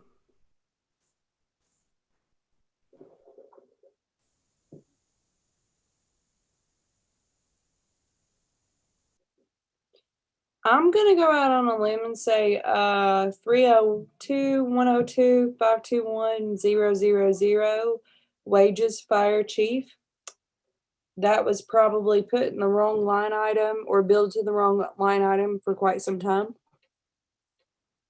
And that's why we're seeing a increase from 29,000 to 46,000. Either that or it's over in the general fund money. Yeah. that would be correct. All of that is actually correct. So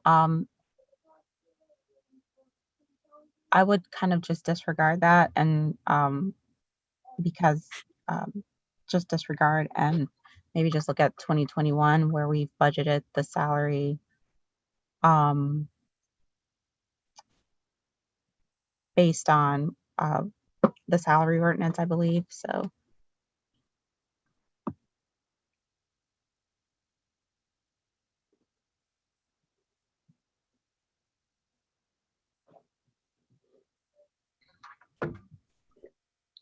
Capital outlay, 10 grand. What are they looking at this year?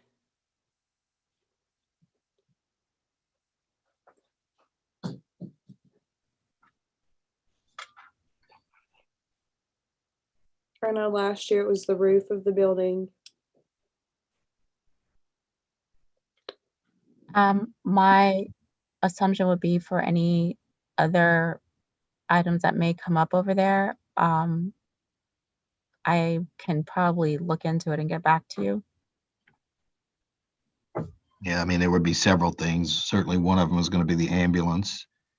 We Well, don't the know, ambulance is coming out of 211. Nervous. we don't know what the repairs are going to be for the building. I know that we had to make repairs for the building, obviously this year.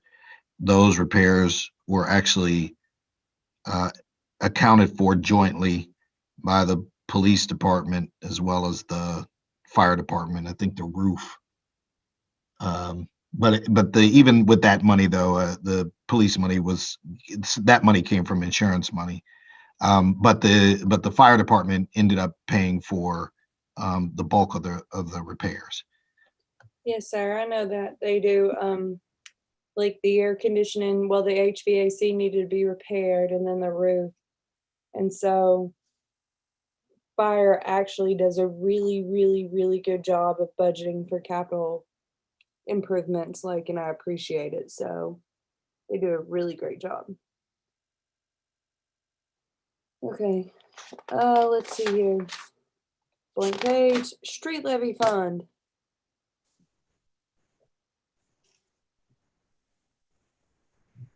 So most of this there is no discussion on.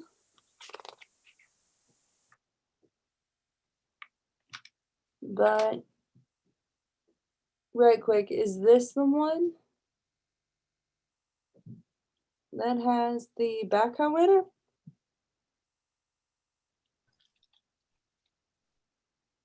Yes. So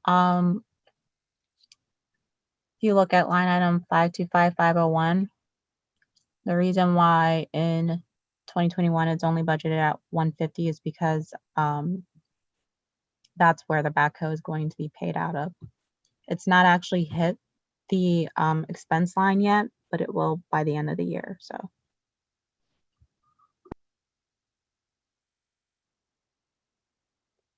So right quick on that, how do we go from like 2 million to 359,000 to 332,000. Like, was there like a misrepresentation in accounting there too? I guess, like, and then how do we go from projected 2020 to nothing? So at the time when I put the budget together, I did not have the exact number of the cost of what the backhoe would be, so I did not put it in there. So that's why I said it's been reduced. That line item has been reduced in 2021 to account for whatever the cost of the backhoe would be.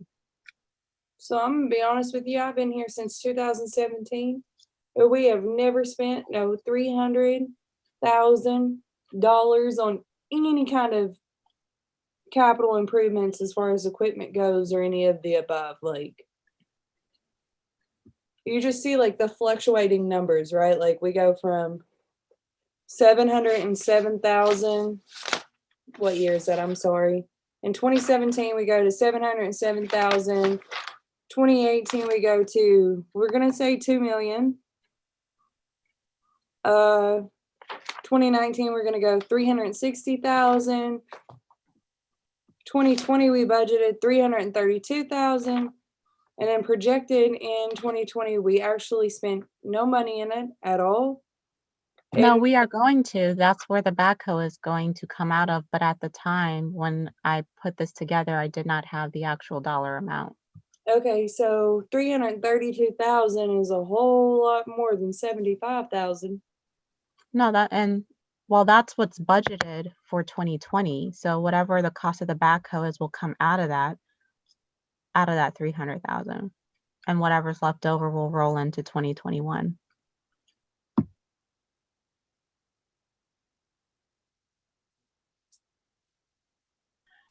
I cannot speak to what those other years were. Can But you I do can me a speak favor, to though? what we're spending this year, and that is approximately, I think, 77,000 for the backhoe this year. Because I feel like that if this was the case and we had this much money in this, we would have bought a street sweeper a long time ago.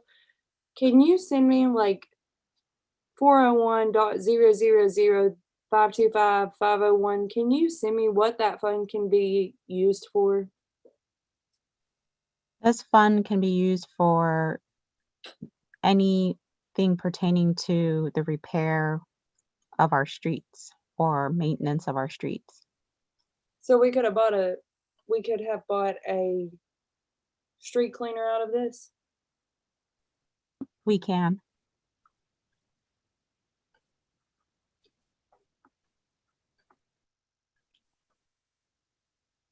Do we know our contract amount offhand of what we pay Coleraine Township for our street cleaning services? It's roughly $800 a day. So if we have it for a week, it's $4,000. How many weeks to- do we have And to it? be clear, I've already talked with Ms. Hall about the possibility of purchasing a street sweeper in 2021. So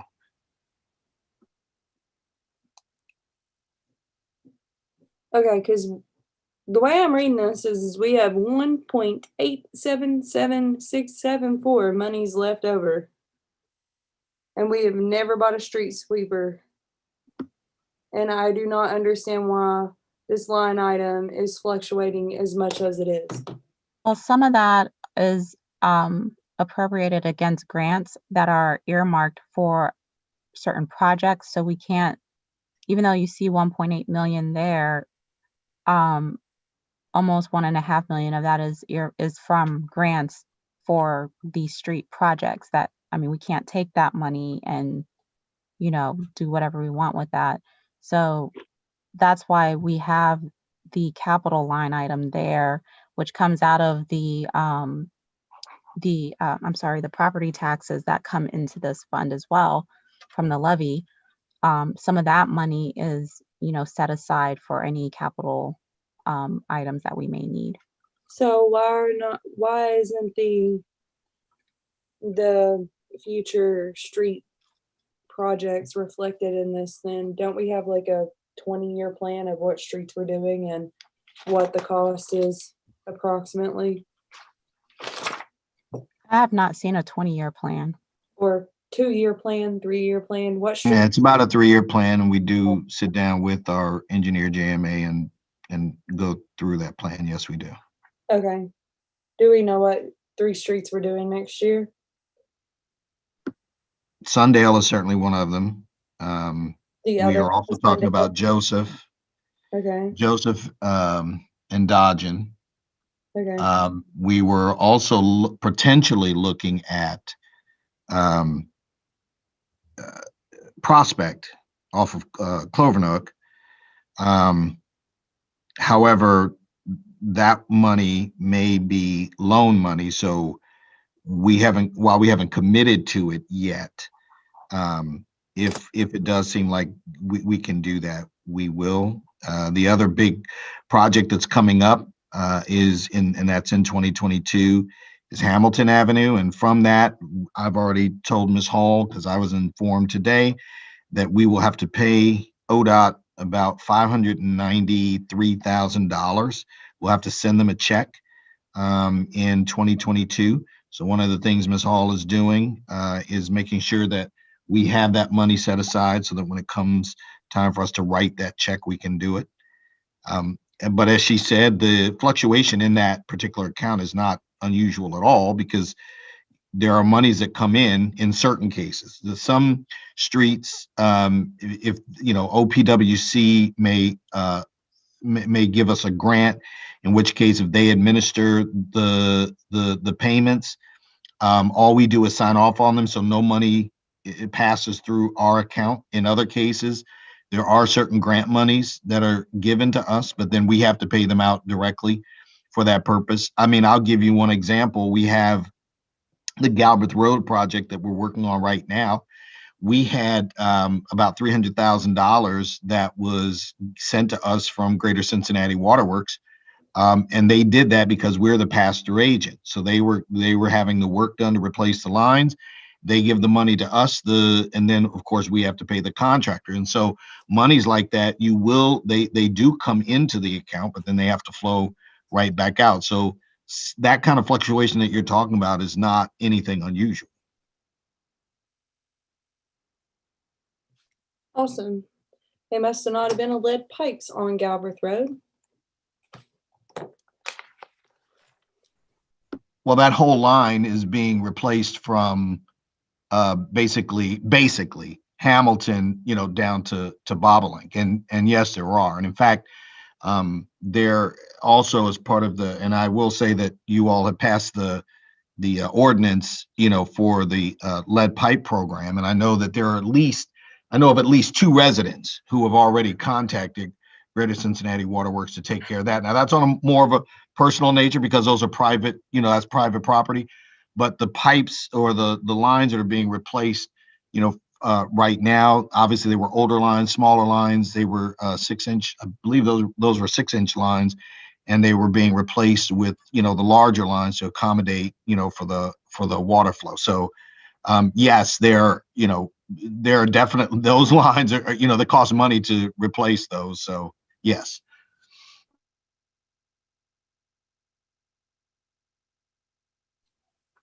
Cool. City Center Improvement Fund.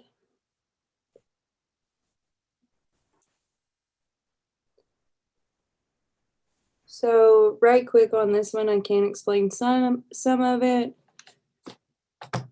What this is we transfer money from the general fund to this fund in order to pay the roof payment, where we had 1/2 of the roof fixed.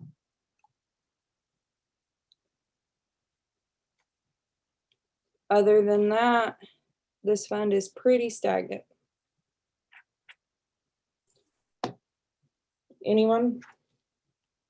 502 stormwater. Cool.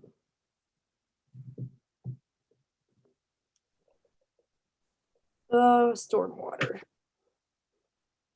I can't really speak on this fund at all. I have no idea. Does anyone have any questions or changes? Sounds like we're done. I agree. Cool. Awesome. So just to recap right quick, the only change that I heard that is imminent is $3,000 into the legislative fund. 101.702.523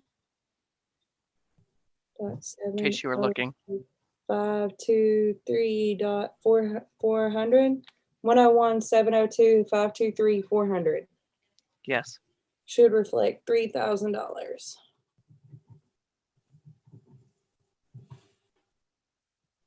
Cool. Does anybody else have anything else? Can we get a consensus that we want this to be on the next council agenda? Yes. Yes. Yes. Yes, Everybody is comfortable with the way that it reads now. Yep. With that $3,000 in there, yes. Cool. Yes. Awesome. Great. Ms. Hall, right quick, I know it may be a little bit of a burden, but can you please reflect that the $3,000 is in the line item mentioned? I will email it to you. And then It's been changed. Mr. Thank you. And then we can get it to Mr. Graver for our next council meeting. Yeah.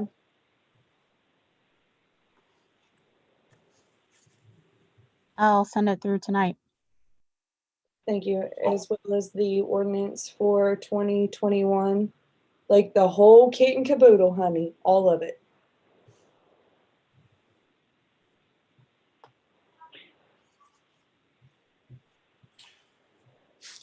All right.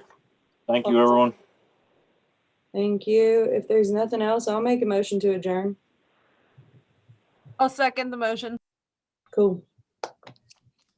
Motion by Ms. Bailey, second from Ms. Anderson to adjourn. I'll call the roll. Ms. Bailey, Yes. Ms. Blythe, yes. Ms. Underwood, Yes. Miller Novak. Pico says yes. Yes, it's yes. Ms. Zorb, Yes. Ms. Hartman, Yes. Ms. Anderson. Yes. Motion to adjourn passes 7-0. Thank you, everyone. Have a great evening. Thanks, Good Thomas, Good for your help. night. Good night. Anytime.